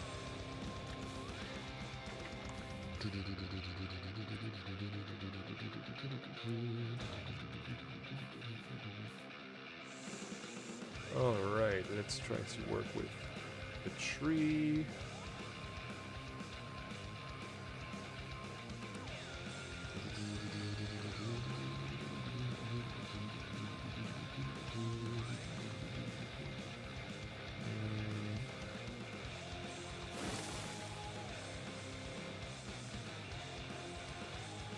That's why Belleflore has only one type of cube. That is actually the reason.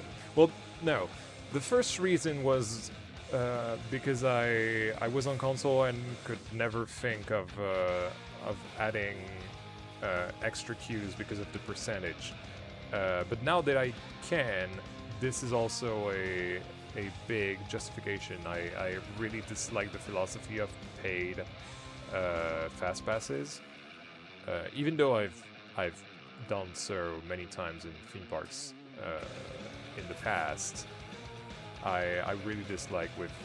usually it's not me that was paying, if so. It's usually times with my father who doesn't have a high queue line threshold like I do. But yeah, all that to say that paid fast passes are an abomination, and that should never have existed in the first place.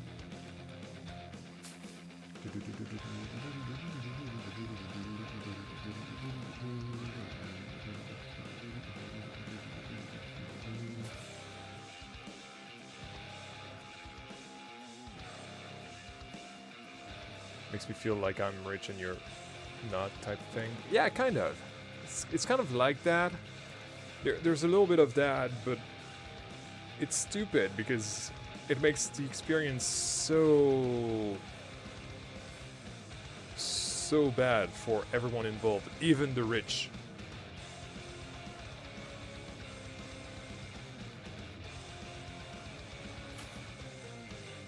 Well, the quote-unquote rich, I mean.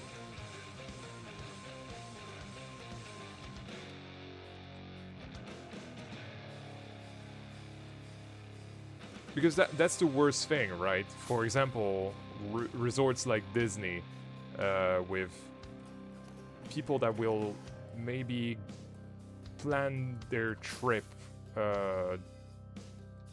like their once-in-a-lifetime trip, and so they'll want to do everything, and so they'll give in and buy some package of, I don't know what they're called these days, Genie Plus or whatever. And that is like so predatory. I do not get how this is legal. I mean, I do, but also I kind of loathe the idea. Not love, right? Loathe. I hate it, essentially.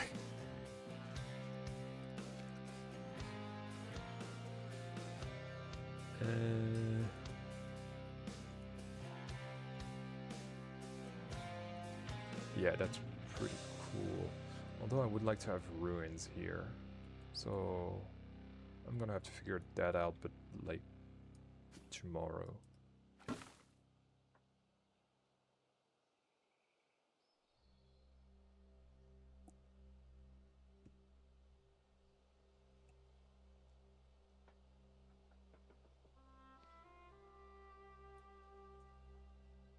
This area is really taking shape quickly. A lot of people have been saying that to me, and I don't know if I agree. I feel like I've been moving at snail's pace.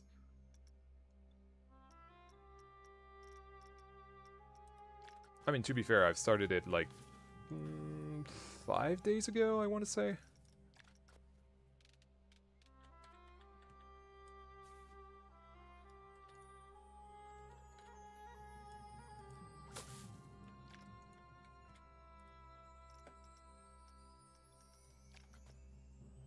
I should use those.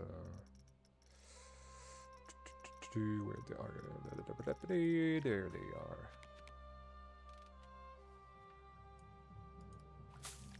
Yeah, that's great. Closer to those. Ah, come on. I clicked. Thank you. Thank you very much. But yeah, fast passes are paid fast passes are an abomination and very anti-consumer.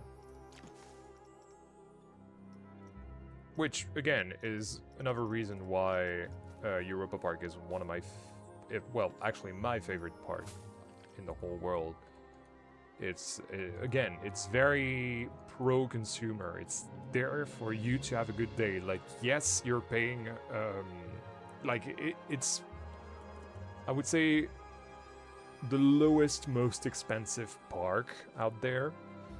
But like, when you're paying, you are getting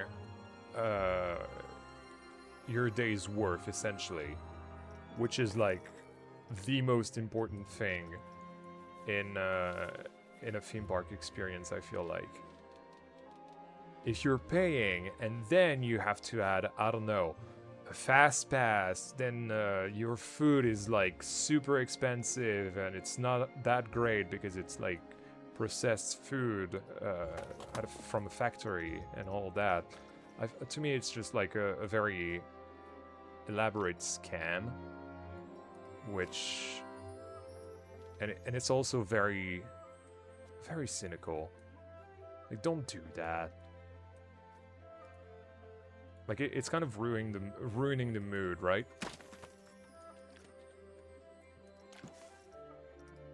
I'm here to forget that I'm living real life for a day, and you're charging me more?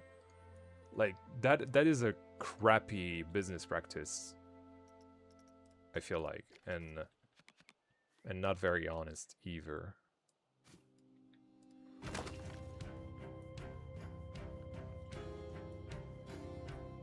Hey, Sasha, thank you so much for the €5. I refuse to watch Belleflore since episode 1 for free. Thank you so much. Let me add you to the new Ganadores board.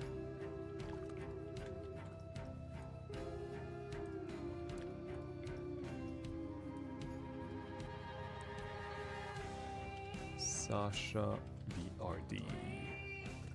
Oop, forgot an A.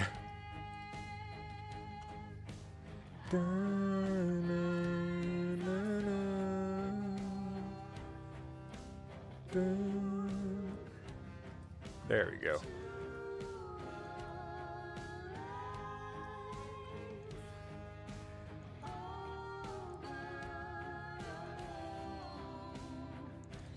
Da da da da.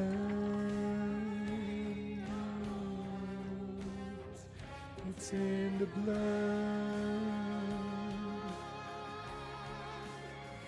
It's in the blood.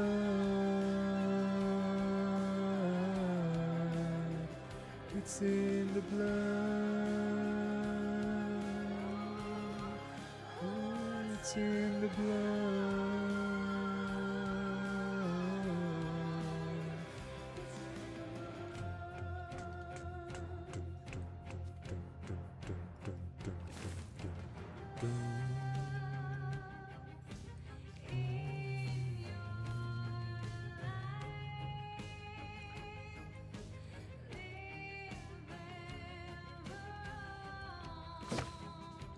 This is gonna be the end of the soundtrack. What do you guys want to listen to? I feel like going to Hades 2, but I feel like some of you may be bothered by the fact that it might spoil some of the tracks for you. So what do you guys think?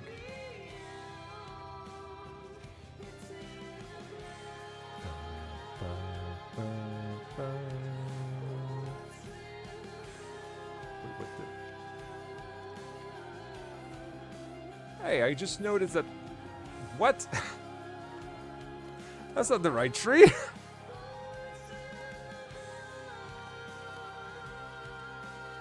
What the heck?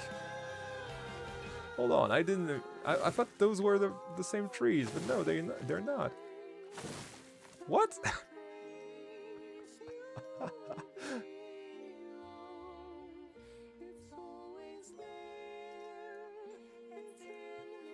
Was happy with Clair Obscur? Okay.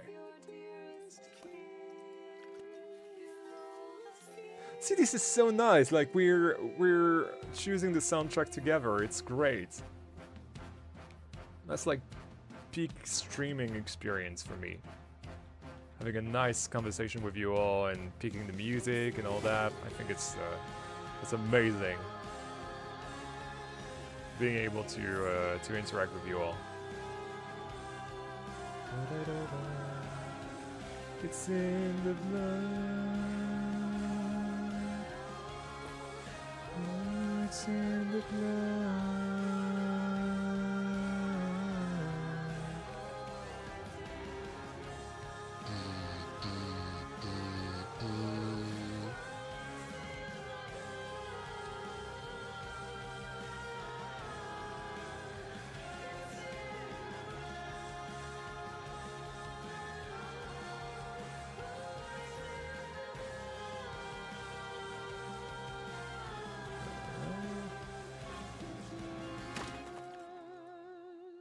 Good. Did that ruin our tunnel? No, it did not. Perfect. To all the earthly remains, no burdens, no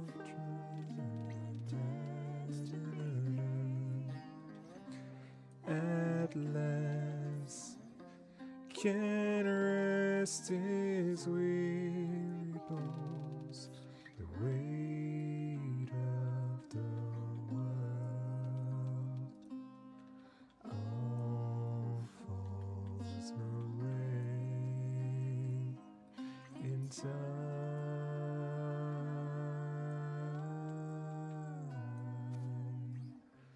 Goodbye to all the friends that we made. No contracts, I'm free to do as I may. Yay. It's looking more and more complete. I like it. I'm excited.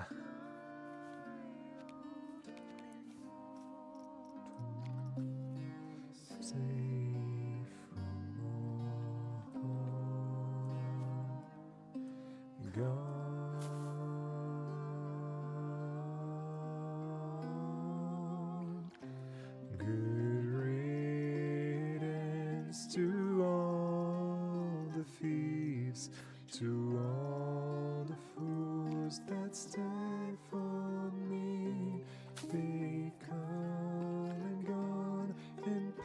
passed me by. Good riddance to all.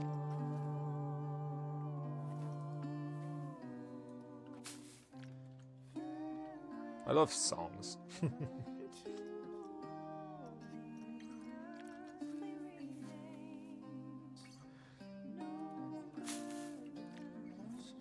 Hope it's not too much of a bother when I start to sing. Realize I do that quite often, actually. And if it is a bother, I'm sorry. I can't help myself, especially when I like a song and know a song. Even worse.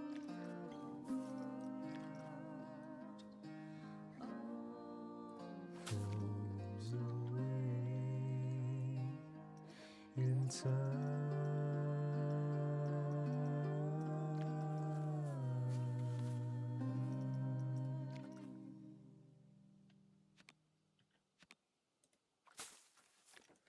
Custom palms. Ooh, fancy. So what, did they take like 3,000 pieces? Knowing you, I might not be far off. Sorry, I jest. Okay,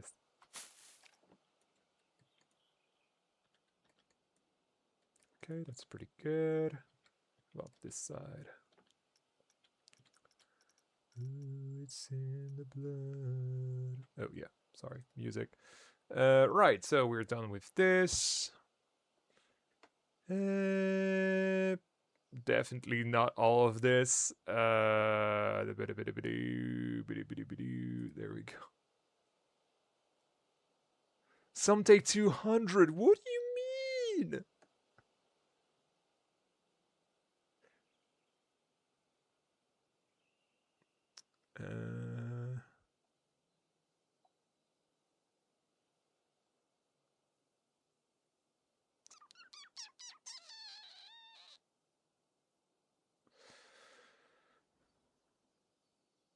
I'll start there, but skip the depressing stuff from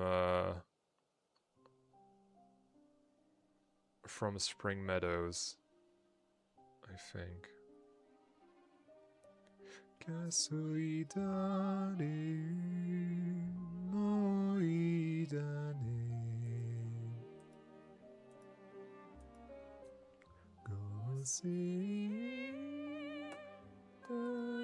It's been a while since I've listened to it, actually. Last time I listened to it, was with you guys, I think.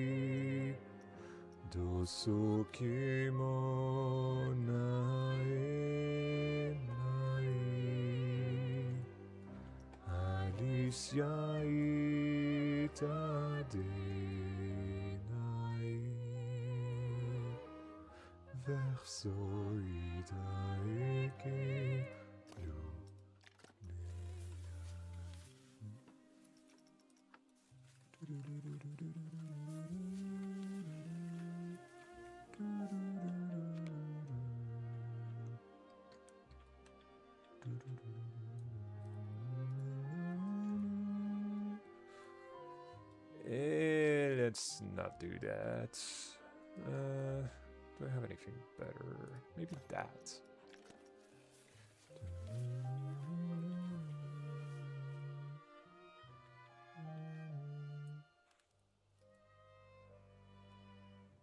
No.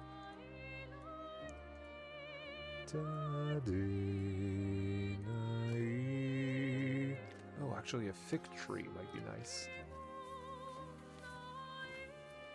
Yeah. Alicia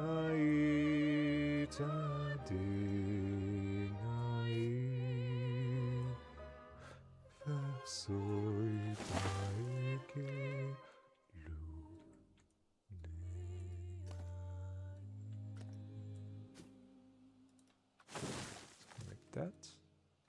Yeah, pretty cool. What else do you need to do to finish the jungle dig site section? All of that, which is a lot.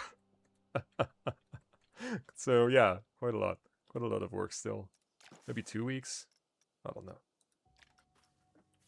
Gonna try my best to go as fast as I can, as always. Well, of course, not compromising the quality of the builds.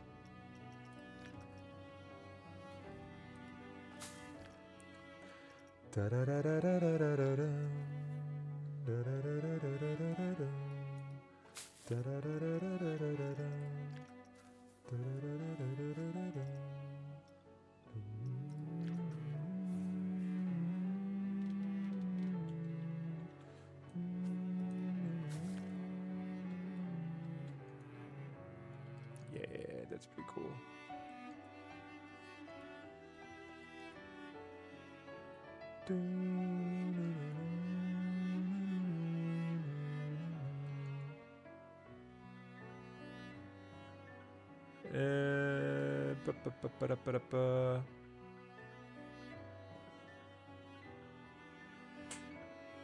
If you can custom support a Woody, then that should be no problem. Yeah, no, of course.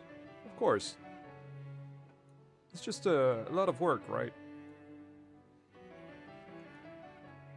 The work that goes into making those areas, episodes, however you want to call them, really should not be understated.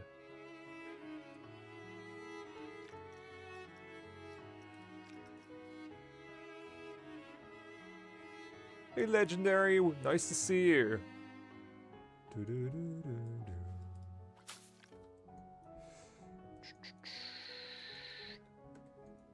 Let's see.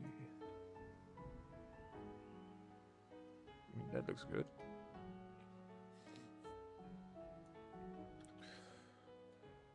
I feel like this should move right here. Oh. No, actually that works. I thought it was gonna clash with the train, but no, it's fine.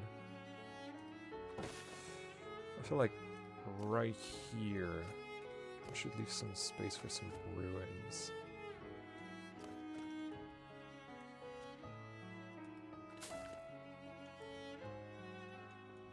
Jungle section is looking incredible. New area looks beautiful. Thank you guys. Thank you all for being so nice. Yeah, I really like that. Wow, that means I need to take a sip of water, sorry. There we go, much better. But yeah, it's what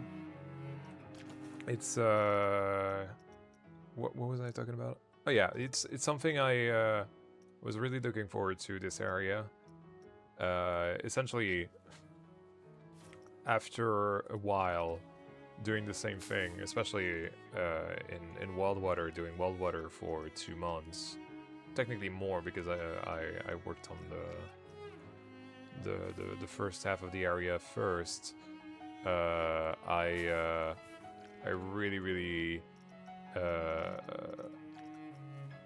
wanted to do something else for the longest time, and that was really a nice change of pace and a nice change of scenery to work on our Mexican area instead. Yeah, look at that. That works perfect. Oh my god, Legendary! Thank you so much for the $20 US. Little gift from America. Thank you so much. Let me add you to the new ganadores. Wow, you guys are being so generous tonight. Legendary MTB. Legendary indeed.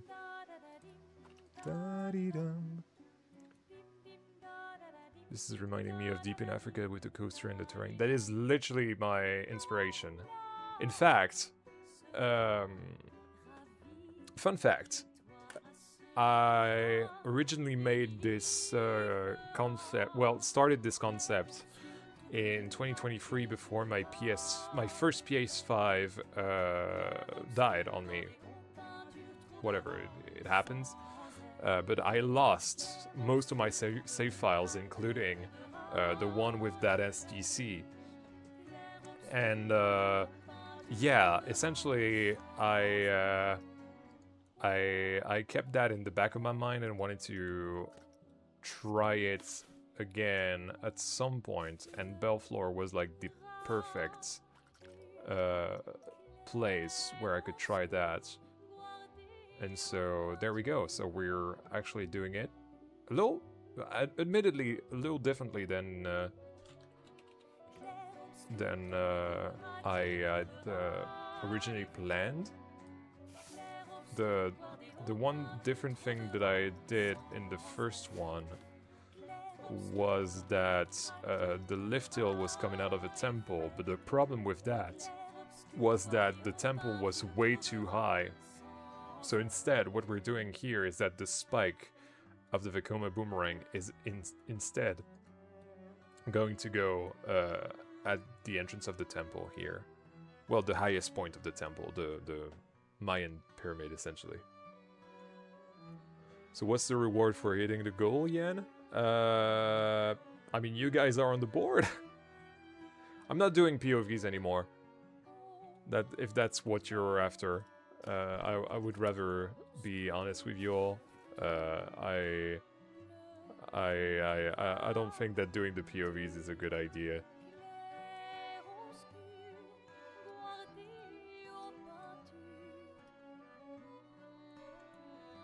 See you, Nitro.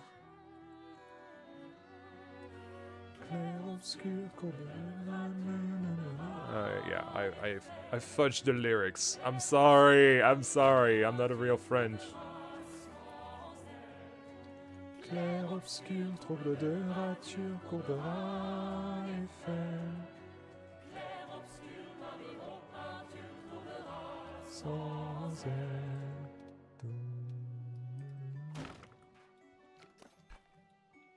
I wonder how crammed together the names on the board are gonna end up being. Yeah, me too, if I'm honest. I still can like scale them down, so that's fine if I need to. But compared to where is it? There it is. Compared to this, where I have like 2 months worth of names to fit. This one I hope is gonna be a 3-week deal. So we shall see. We shall see. What was I doing? Oh yeah, the pathing. Right.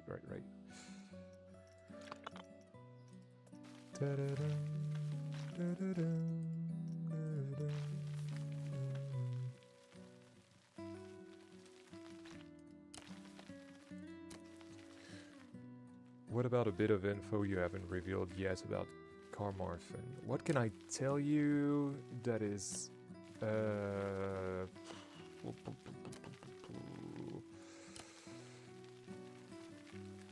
So take it with a grain of salt, because I'm not sure if I'm going to be able to achieve that.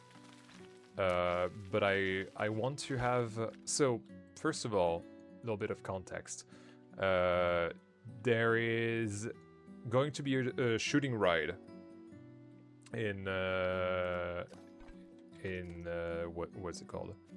In Carmarthen. It's going to be a spellcasting shooting, themed shooting ride. And so there we go. But something that I would like to try is for there to be a secret target at the beginning of the ride, somewhere currently undisclosed, of course, but that triggers a complete mood change, lighting change of the ride. Like, have a secret mode, essentially, much like what you have at Smuggler's Run. You know, the Millennium Falcon ride. You can trigger I believe these days it's the Grogu mode, if I'm not mistaken. Back in the day it was the Chewbacca mode. And yeah, essentially that's the idea. Although this mode will be about the antagonists of that ride. So there you go. That's your exclusive piece of information about Carmarthen for that donation goal. If you guys want to know that. Should there be an orange piece of chalk at that other chalkboard? Nah, it's fine. That's a sick idea. Bear in mind that it is only an idea for now. It's something that I would like to do. I'm not sure if that's going to be doable at all. But I would really like to try something of the sort.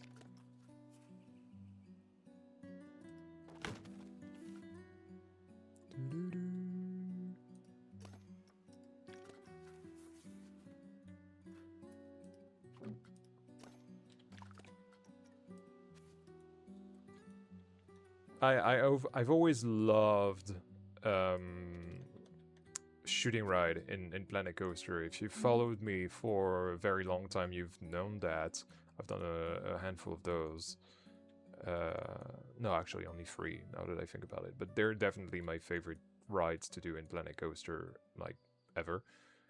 And I would really like to take the most advantage of them, like do the best mini game essentially is what I'm trying to say,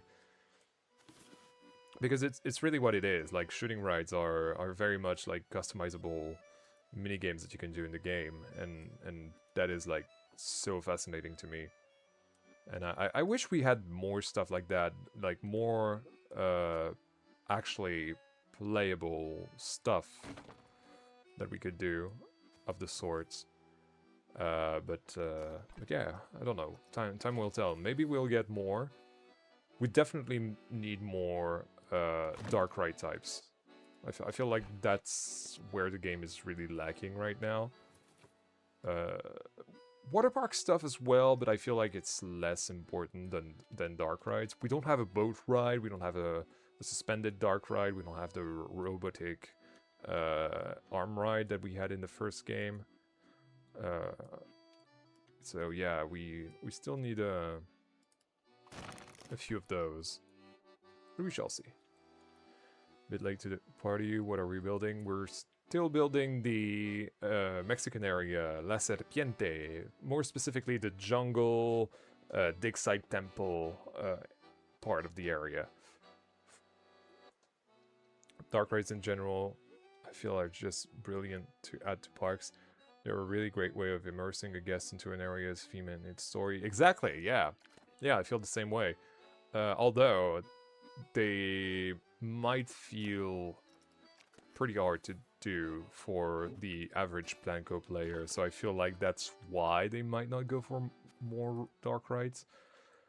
Like, how many people do you know, even amongst, like, YouTubers, how many people do you know would do a dark ride, like, right this instant, if they could? For example, do you see the coaster folk doing that kind of ride? I don't, because it's fine. Like, I personally find it very fun because of the whole storytelling and lighting and scene composition aspect of it all. But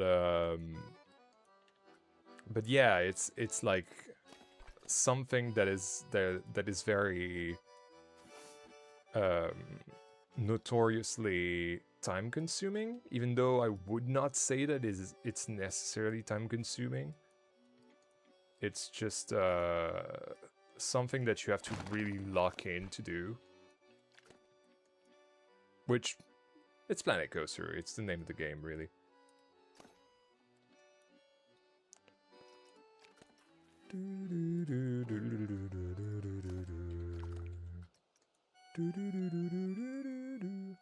Hey Dave, nice to see you, man. Loved seeing your warden animation while I was on my bathroom break. To be honest, if the mover were not such a pain, I'd love to do more dark rides in the game. There's plenty others. Even coasters with dark ride sections, or even completely enclosed coasters in the dark. Like, you know, things like multi-dimensions, like proper multi-dimension coasters. I don't see those that often. Like, granted, there were a lot at the beginning of the game, but like, these days, you don't really see them that often.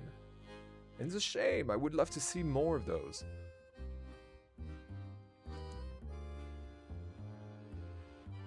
Could you ever out? I also missed the last stream, so I have no idea what's going on. We're basically building the next area. So we're doing that part right here.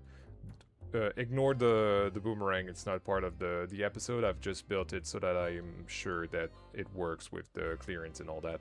But it will be a part of episode 12, not episode 11 that we're building right now. Okay, 1000, I'm so sorry I missed you. I missed you, but see you. Have a good night, you too. So sorry. I feel like I'm yapping a lot. If I'm yapping too much, please tell me.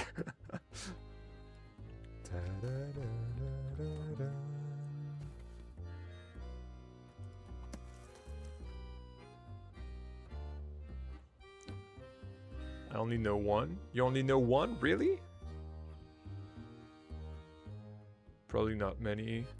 I always see people making coasters on No Limits and stuff like that and putting them on YouTube. Literally no dark rides. Yeah! That's what I'm saying, you know. I feel like dark rides are underappreciated, and for example, my Omni Mover episode is the best performing episode of Belleflore, and I think that shows the demand for more dark rides in general, like on YouTube. I mean, right?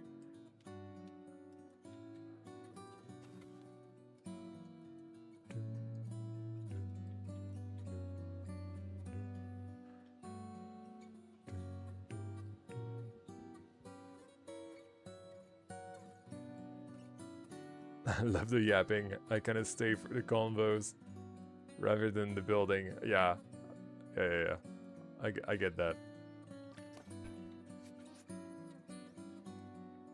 I'm very much here for the yapping. It's the best part of those streams. I mean, that's what I've always said. It's always about chatting with you all and, you know, keeping up with you all in a more direct manner than on Discord. I mean, Discord is fun and all, but you know, having a real live conversation with you all is like much different, I feel like.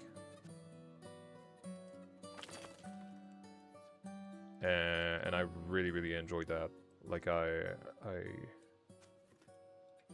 noticed when I started streaming again in what was it, March, that I really missed it.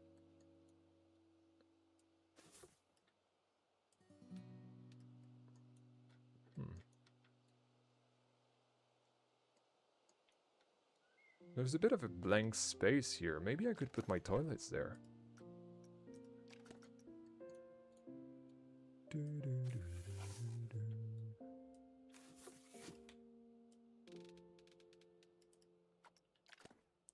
Yeah, that looks sick. Thank you so much. Thank you.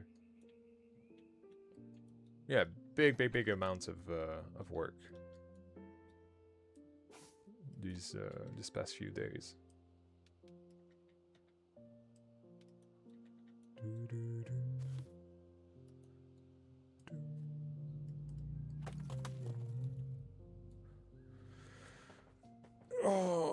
Oh, my back.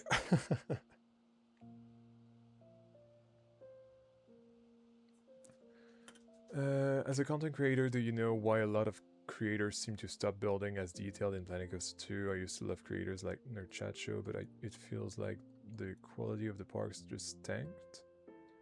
Excluding Belleflore, of course. Well, first of all, thank you. And no, I've no idea, especially because Nerd Chat Show, I've not watched him in years, if I'm honest. But I would say that you might not be looking in the right place then. Maybe that's why I don't watch a lot of YouTube. It's because I only watch people who go to great lengths. You know, basically people that I can relate with as a content creator myself. For example, like the minerals, the jaunties, the fogs, the wixes. Who else? Remnants. JP, Coaster Engineer is one as well. You know, all those people. All those people. And even on the French side, we have Albantuz, who just did an episode, by the way. Really, really recommend that. But yeah, it's I don't know. I genuinely do not know why that is, but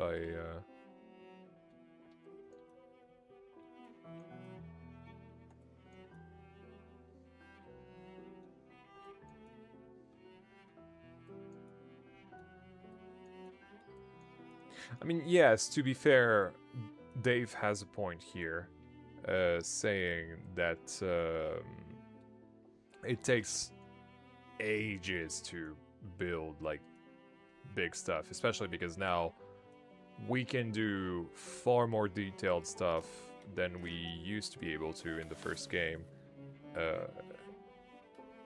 And yeah, it's all about putting in the time. And so when you see me working on Belleflore, for example, right now, it's different because this has become my job, right? It's something that I do about, I want to say 10 hours a day. It's maybe even more if I look at my Steam things.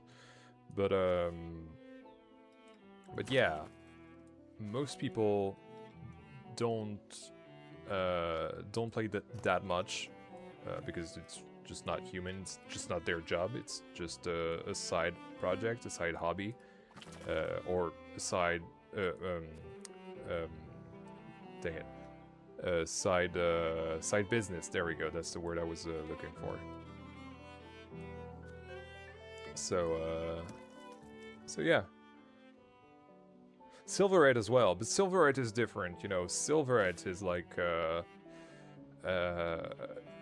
he's like the president of the Planet Coaster community, isn't he? Like he's like Jesus, but for the Planco community. Like every single time Silverette uploads, that's it. The world stops. Everyone just watches religiously.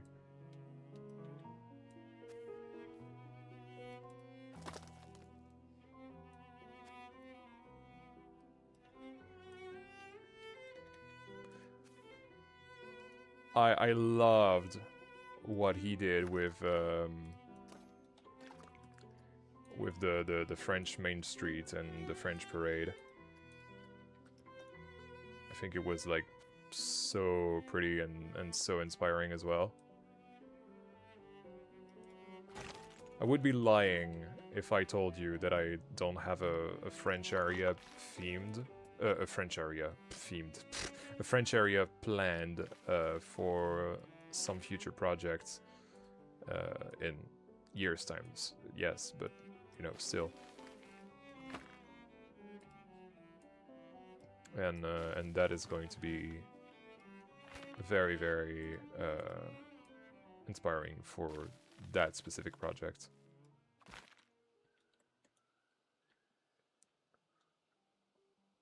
Hey Luca, welcome to the stream. By the way, any news about the interview? No, unfortunately not. I think they've been busy. They've been really, really busy, and so there's no way to do that at this point. But I will send them a message soon-ish to take the pulse on how that project's going.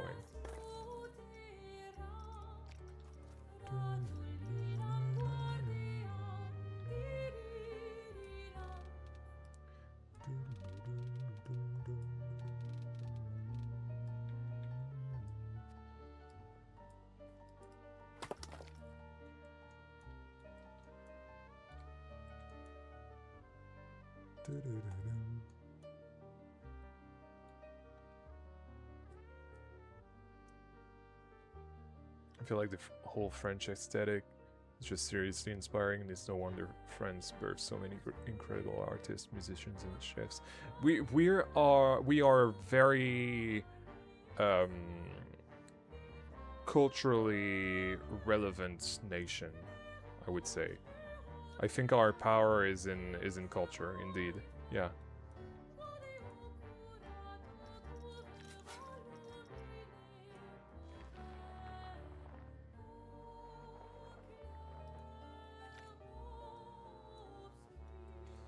Right, so that's gonna be a bit of a pain to do now.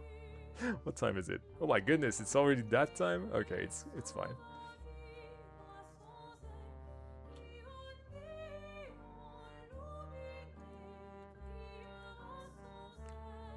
Thank you again for your nice response.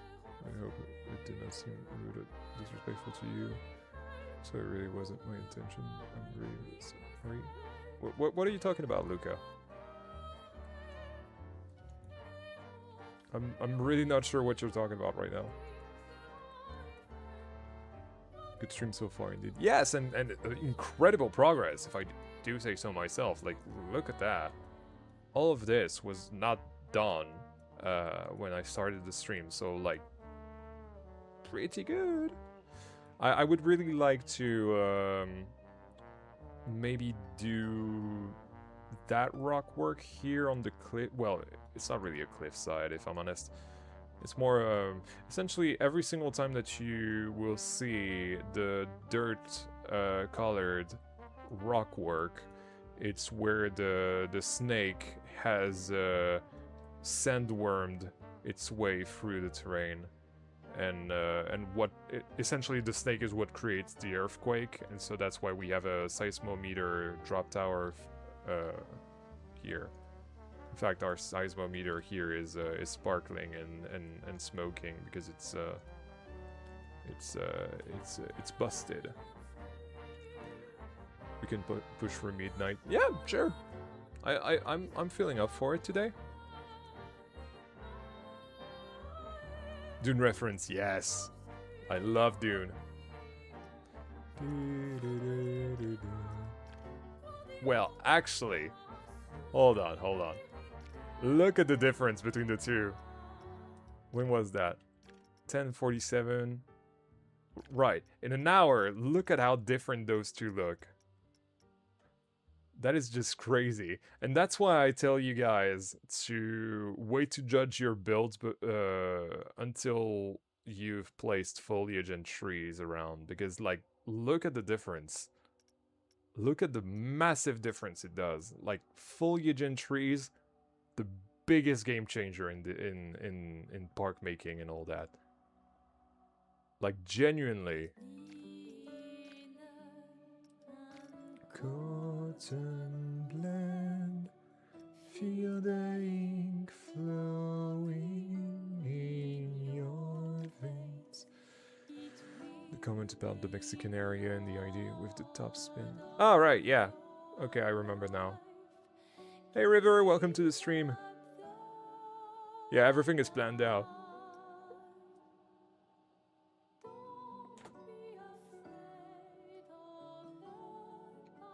I think I got a bug.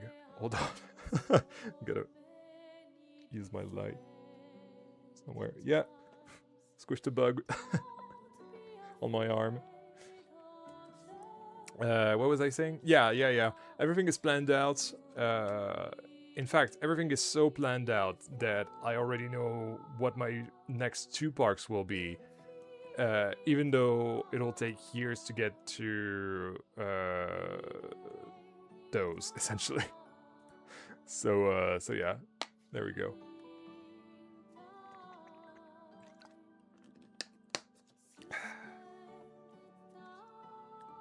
Maybe I lied about one of the 3-piece count. Smallest amount on the more decent looking ones is 58, but they look so good. Hey, you know what? If that works for you, I'll never be able to use that kind of a thing. But if you're happy with them, it's fine by me. I'll never judge you for using them. That's not true. It's not really you that I'm judging. It's just the viability of your park projects, you know. It's usually what I'm most frightened of when I see park projects that I like, especially with the YouTube series that I actually follow, like Alban Duzes, for example, or for the French people who are in the chat right now and who know Alban. Yeah, like when you see the amount of pieces he uses for just the entrance area alone, like, woo, baby, that is a little frightening.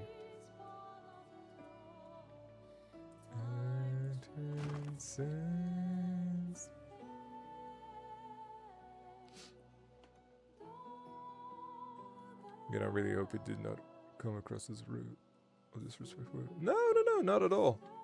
Not at all. Just, you know, take it easy. It's not that big a deal. Like, breathe. It's fine. We're all friends here. I think the worst is Mary's Revenge. I don't know them. Can't say I know them.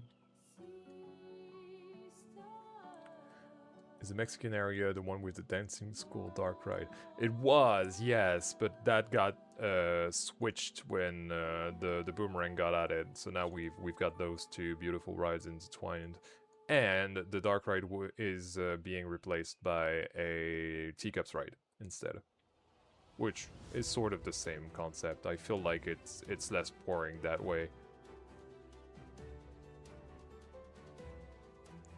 So what comes after Camtasso World? Why do you guys always want to know the future when we have such a great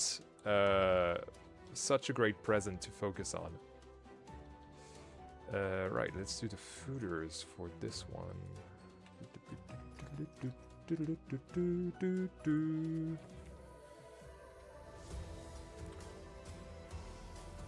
I mean, only because everything is so planned out.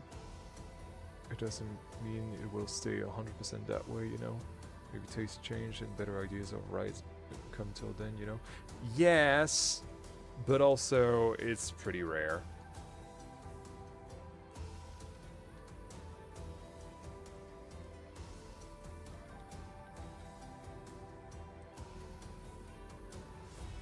Like, there have been changes to Belleflore, but they're more...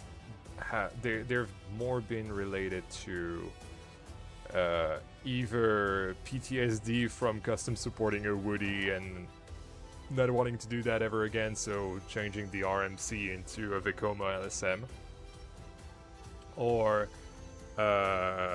not being sure if the STC is going to be added to the game, and so originally I had planned a BNM invert for this area, but of course 2 months later the Vekoma STC got added and the Vekoma Boomerang as well. So I was like, yeah, there's no way I don't do that. Like, I need to do exactly that to to satisfy my creative urge, essentially.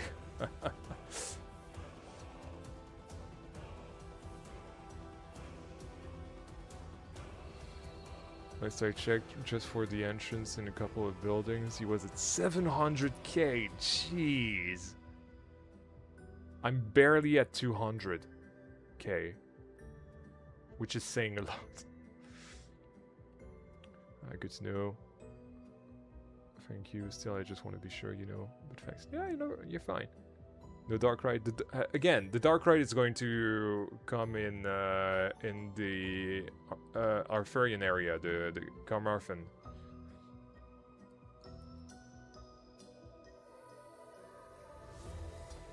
What can I say? I'm such a hopeful guy. There are plans, like very complete plans for what comes after Camtasia World, but you know, if I can be completely honest with you all, I am hoping that Camtasia World will work out as well as it can, so that I can do more park series in the future. Because right now, the big dilemma that I have is that park series take a massive amount of time to produce, and that is for very like it's basically high demand,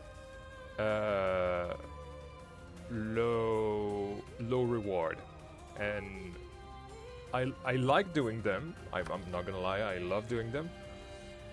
But at some point I have to put the channel first and the growth of all that first. So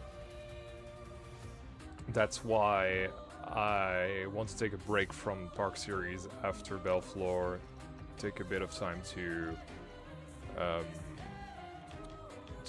grow the channel, and once it's grown, then we can start a new Park Series, right? Got a floating tree over there? Where? Where's the floating tree? No, I don't think there's a floating tree. This one? Nah, it's not floating. Nah, I don't have a floating tree. Where's the floating tree? Speaking of trees, I think I need to do some landscaping here. You know what? No.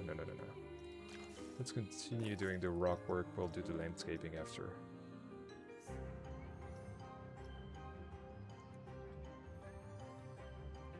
Good, I was worried that Belleflore will also become a victim of the global dark ride crisis. No, don't worry. On the hill? What hill? Oh, that's fine. That's fine. Those are completely temporary, and by the end of this project, this whole thing is going to be removed and flattened. So you're fine. Don't pay attention to those. They're the remaining temporary trees that I added when I did the starter map, essentially.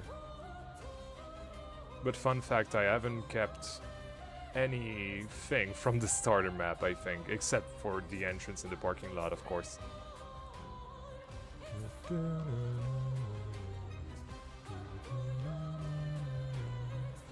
That's gonna be a problem.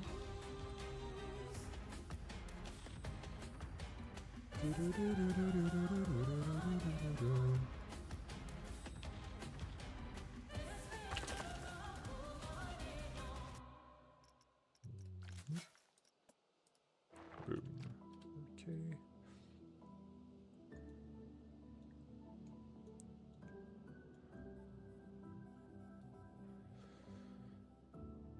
If you may tell what is planned after this spark, more like different video contents or challenges. Mostly, I don't know if I want to call them challenges, but more like standalone concept videos, essentially. Kind of what I do when updates come out, you know, but like more regularly, and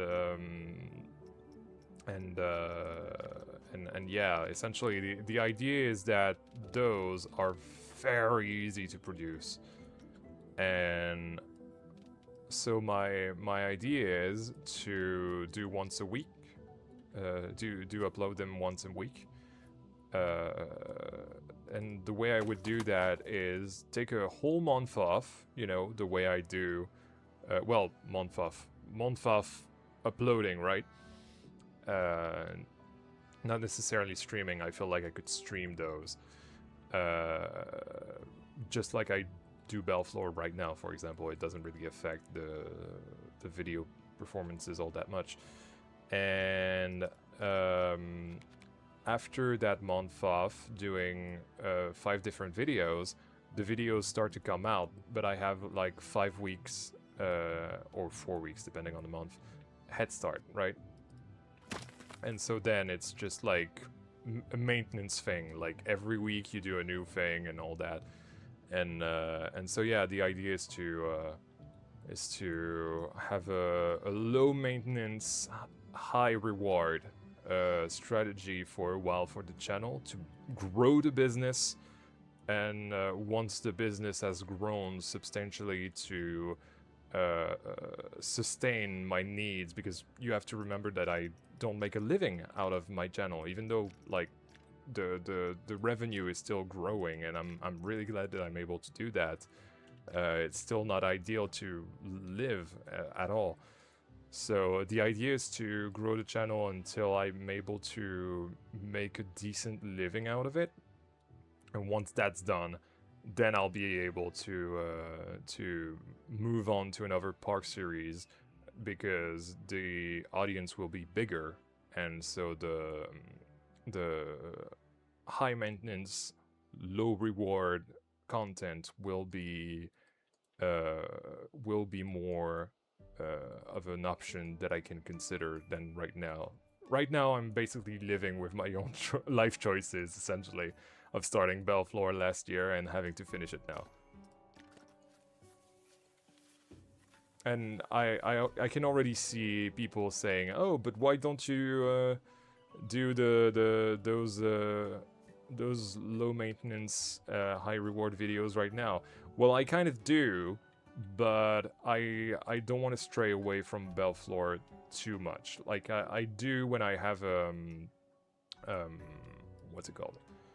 An embargo with Frontier that I have to work on, or in very exceptional cases, like the contest that Corvus is doing right now. Like I can allow myself to do something a little bit differently here. But yeah, otherwise it's Belleflore the whole time. And usually those smaller projects should not take me more than a week, even though, like, if I do that for more than a week, it's not worth it. And it's time lost on Belleflore, in my opinion.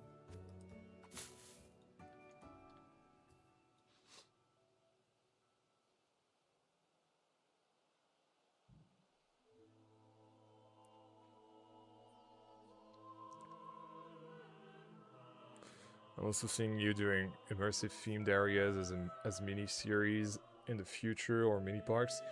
I don't know about mini-parks and areas, but I do know that every single project that I do is technically a small area. A good example of that is Railrunner. Railrunner was very much that. And so yeah, I feel like there's still a quality standard that is being met during those 1 week projects that wouldn't be like taking you guys for fools and doing like slop, essentially. This is what I don't want to do. I don't want to do slop, because you guys deserve far better than that. And especially because you didn't start following the channel to watch slop, you started following the channel for my vision and what I do creatively. So I'm very aware of that, and I do not want to compromise on that whatsoever, regardless of what I choose to do. And so I hope that whatever I do post Belleflore, I do have concepts written down, to be fair. But I do hope that this kind of quality threshold essentially will be met.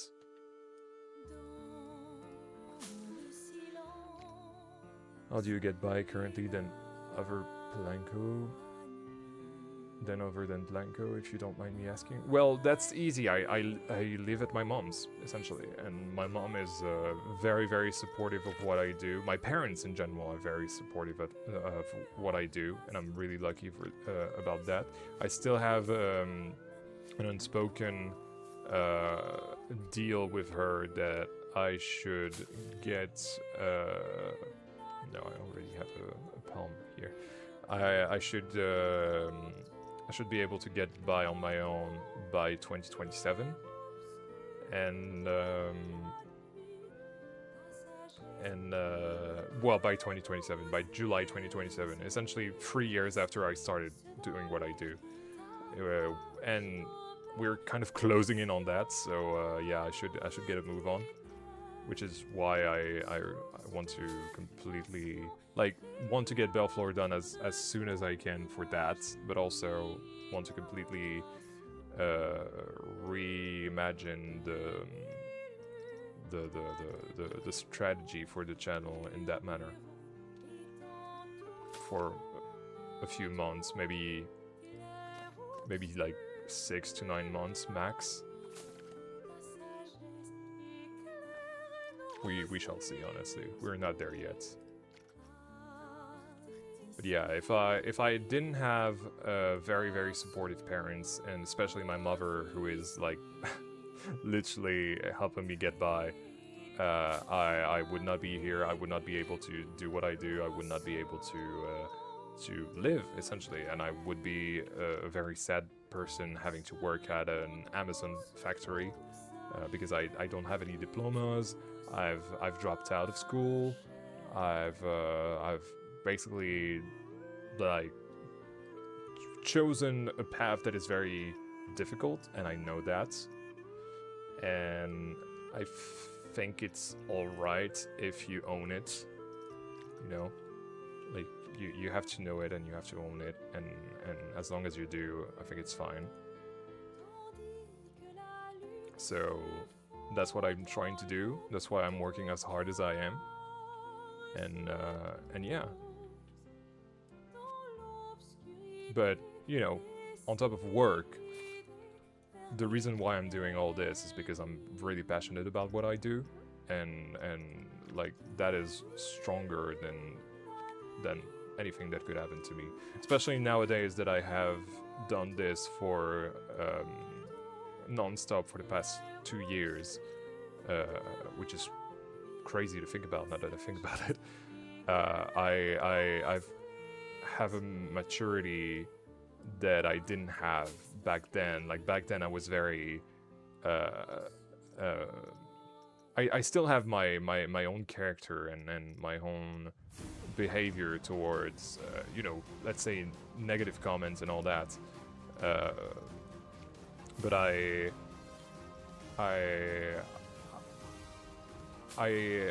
at the time I let that impact me and my psyche, you know, my mental health, essentially.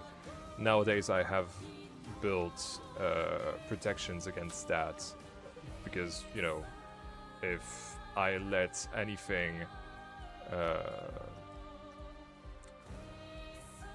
basically screw with the only thing I do with my life, it's just not a good thing at all. So yeah, instead I kind of take some distance away from that and let the people say what they will. And if it's good, that's great. But also remember that it's, despite it being your whole life, It's not theirs, and so you have to realize that most of the good that you bring people, most people will forget that you bring them that good, and it's fine. It's part of being, at its core, what I do is being an entertainer, right? Tonight I'm here to entertain you for like 2 to 4 hours on stream, maybe even more because we are in the mood tonight. But all that to say, it's okay to take some distance from it. Like it's better to take some distance from it and not seeing it as seriously as I used to.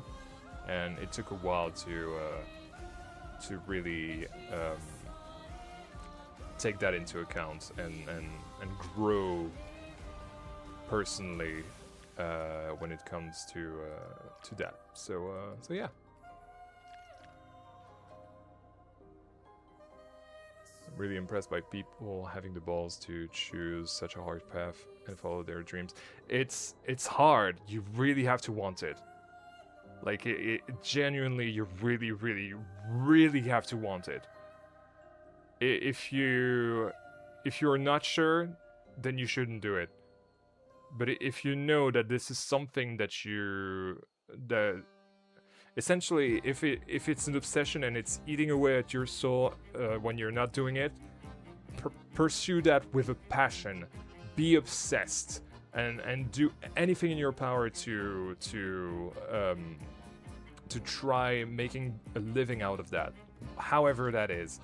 And especially if it's a creative business like the one that I'm in, create as much as you can.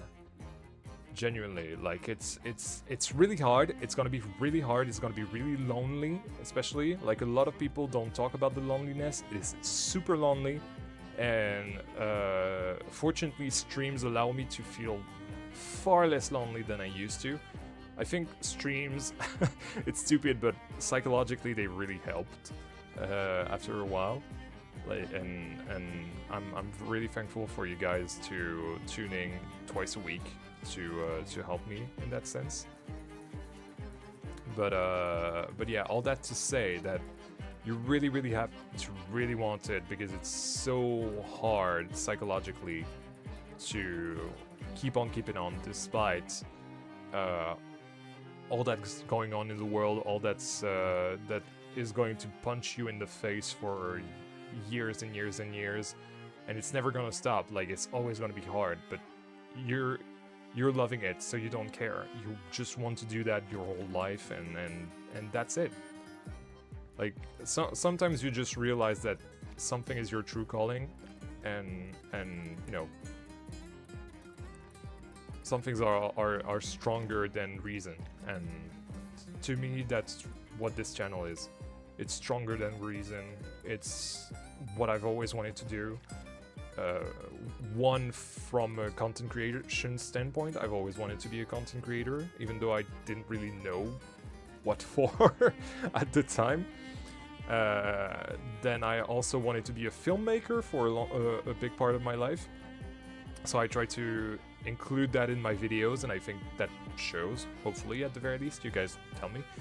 But yeah, all that to say that there's your life will lead you down a path, and once you see something that sticks, stick with it for real. Like, it's genuinely worth it. But a lot of people will stop once they start to be what other people might call unhealthily obsessed with something. So once you are, that's when it's going to be the hardest, but that's also when you're going to do your best work ever. Because it's going to be a matter of life and death. So there you go. Anyway, that was Meta Yan talking. Are you entertained? Are you not entertained? Nah, I'm kidding. No, but that's really how I feel. That's really how I view things, and how I view I hate that word, but my career. And it's not always easy to live like that, but it's so fulfilling that I just don't want to do anything else with my life.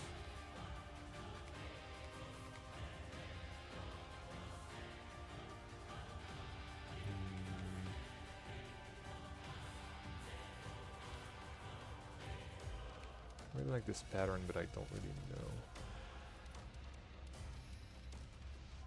Yeah, right here-ish. Yeah, that's great. I'm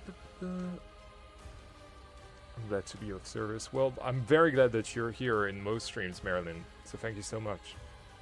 Very inspiring words. Thank you. Thank you for being here. Palms are now up on the workshop. Not that you'd use them often, but they now exist out in the world. Blue Jay, why don't you do a workshop post on our Discord server, actually? I feel like it would be a nice idea to show people that they're up.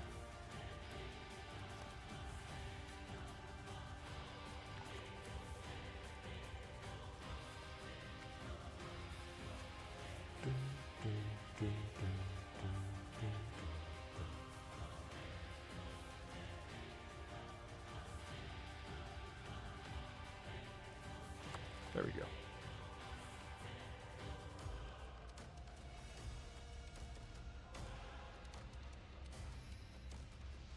Yeah, Southern twang on the Broncos pride was very entertaining. Well, actually, that's another thing, right? That's another thing, because there's another big thing that I really am fascinated by is voice acting. I always wanted to do voice acting, and in many ways, doing you know, the YouTuber voice and putting it on and doing the takes and all that, and that I have to do when I do videos, when I record videos. It's part of the job, right? But doing those funny intros with the voices and having to act a little bit, that's my way of creatively making it fresh, making it something new that I can experiment with, and yeah, I feel really fortunate to be able to have the creative freedom to do that kind of stuff. Like it's part of the fun for me. Like I can already imagine, not Imogen. Imogen is a name. Imagine doing some sort of Indiana Jones intro for that kind of for that area, for example. Like just doing like little funny things, like make some keep it fresh by doing some new things. Don't be afraid of the ridiculous. The ridiculous doesn't of being ridiculous. I mean, we have a saying in French that the being ridiculous doesn't kill, and I think that's very true. If anything, it's what gets you out of your comfort zone and makes you try new things, and in many ways, that's what a lot of us should aspire to. You could read books for writers. You have a great voice for that. Yeah, a lot of people have told me that. Maybe someday. I don't know. I would still prefer to do voice acting in you know, games, series, that kind of thing. You know, things I grew up in and grew up being fascinated by. But of course, I take any opportunity that comes my way. They just have to show their noises, essentially. If you have any contact looking for that, by the way, do let me know. Or do let them know, actually, that I exist.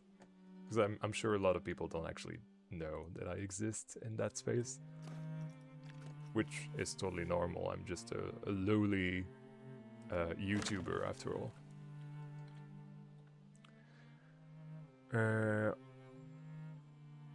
Also, I don't think people realize that to achieve something that seems out of reach, you really have to live and breathe it.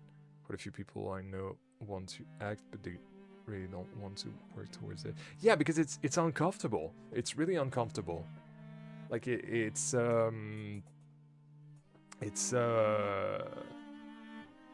it's lonely. It's obsessive. It takes a lot of energy. You think about it all the time.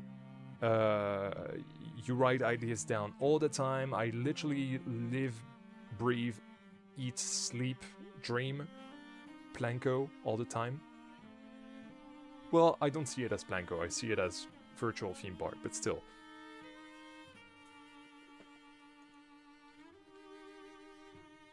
You know, it's all about that, essentially, to me.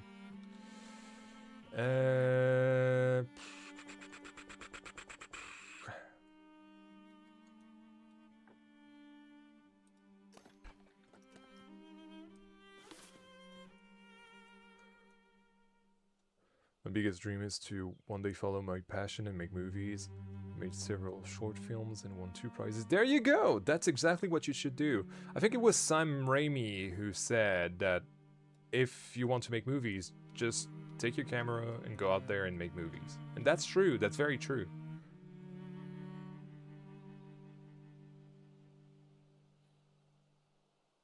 I know that I want to study this, but realistically, it won't really work. Nah, it will. One thing that is actually really true, your studies don't make your career. Studies are just a piece of paper that will tell you, oh yeah, you can make this stuff. But actually doing it is a whole different thing, and your professional experience is another whole different thing. Which I guess is fine, but you know, it's something that you have to realize. Like it's the it's not the beginning of your career.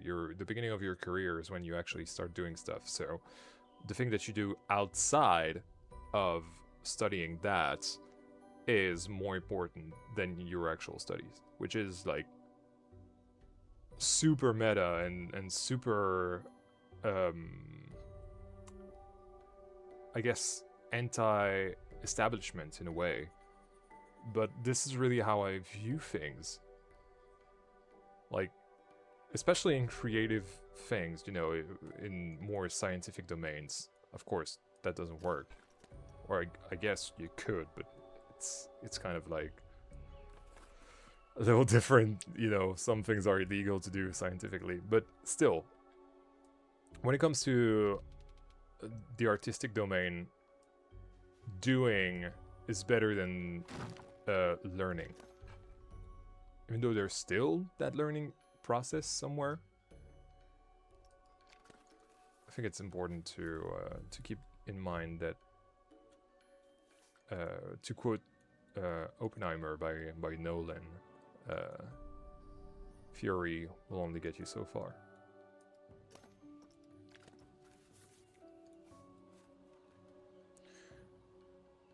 Christopher Nolan got rejected from film school. Look at him now. Exactly, yeah. Have you entered other channels contests to get viewership? What do you mean? I barely do contests. And honestly, my participating in Corvus's contest is just a chance encounter on the workshop. I was like, oh yeah, that's pretty cool. And I have always wanted to do a thrill coaster on a terrain, you know, terrain thrill coaster essentially. So I was like, oh yeah, that's a pretty good opportunity. Essentially, that's another thing that was like very creatively stimulating for me, and so yeah, I wanted to try that. But otherwise, I haven't participated in competitions in years.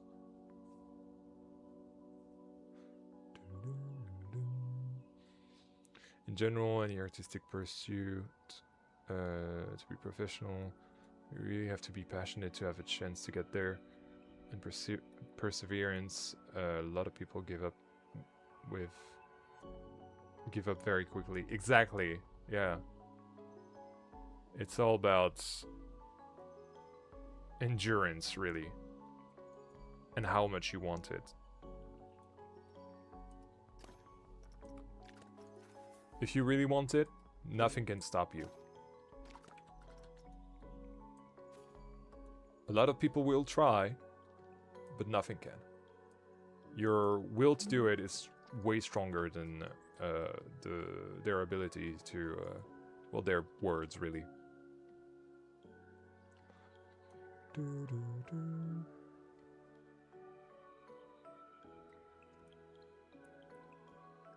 feel like this side of the park is far superior to the other side of the entrance.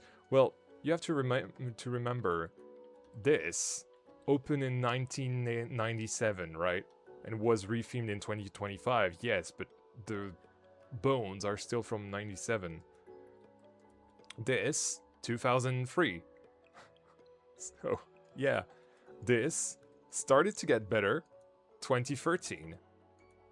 Then this, 2015, even though that was already an existing area and, you know, they used an empty plot of land. And this started in the 2000. The rapids existed, the mine train was there before. But then there was a big redo of the area in 2020. Well, that opened in 2023. And this, in my opinion, is like the big step into, well, no, Fiskeskysten was actually the big step into immersiveness, but this is another big giant step, in fact, into immersiveness, immersion, not immersiveness. What am I saying? Of Belleflore in Belleflore's story, in the sense that this is the big thing that put them on the map in 2018 or 2019. I can't remember when I chose to make that.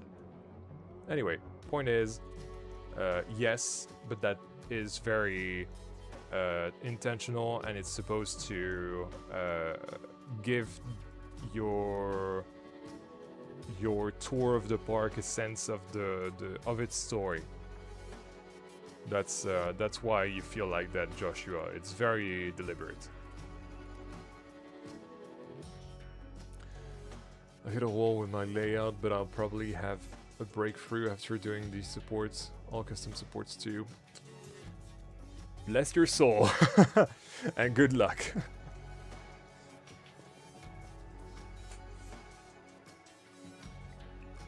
Looks so good. Thank you so much. Thank you so much. What time is it? Hey, we're past midnight. I think it's a good time to stop the stream. Yeah, I think I'll stop right here. Just get rid of the needless supports here. Do I have some here? No, I don't. Okay, perfect. Right, and we can... Yeah, okay. Just make those a group.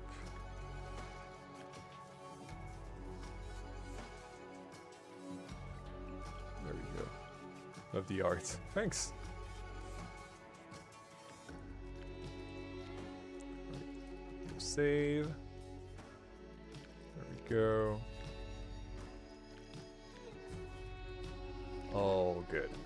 Alright, guys, thank you so much. Daniel is trying to get me to tell everyone what I'm doing for Corvus's contest. I will keep that a secret, Daniel, until the very end, until I'm done to reveal what I've done, essentially. You know what I mean? I want to surprise you all. I'm very excited for that project. It's nice in between project that that I will not show on camera until I'm done with it. So don't bother. But anyway, thank you guys so much for watching this stream. You guys have been absolutely awesome and extremely generous tonight.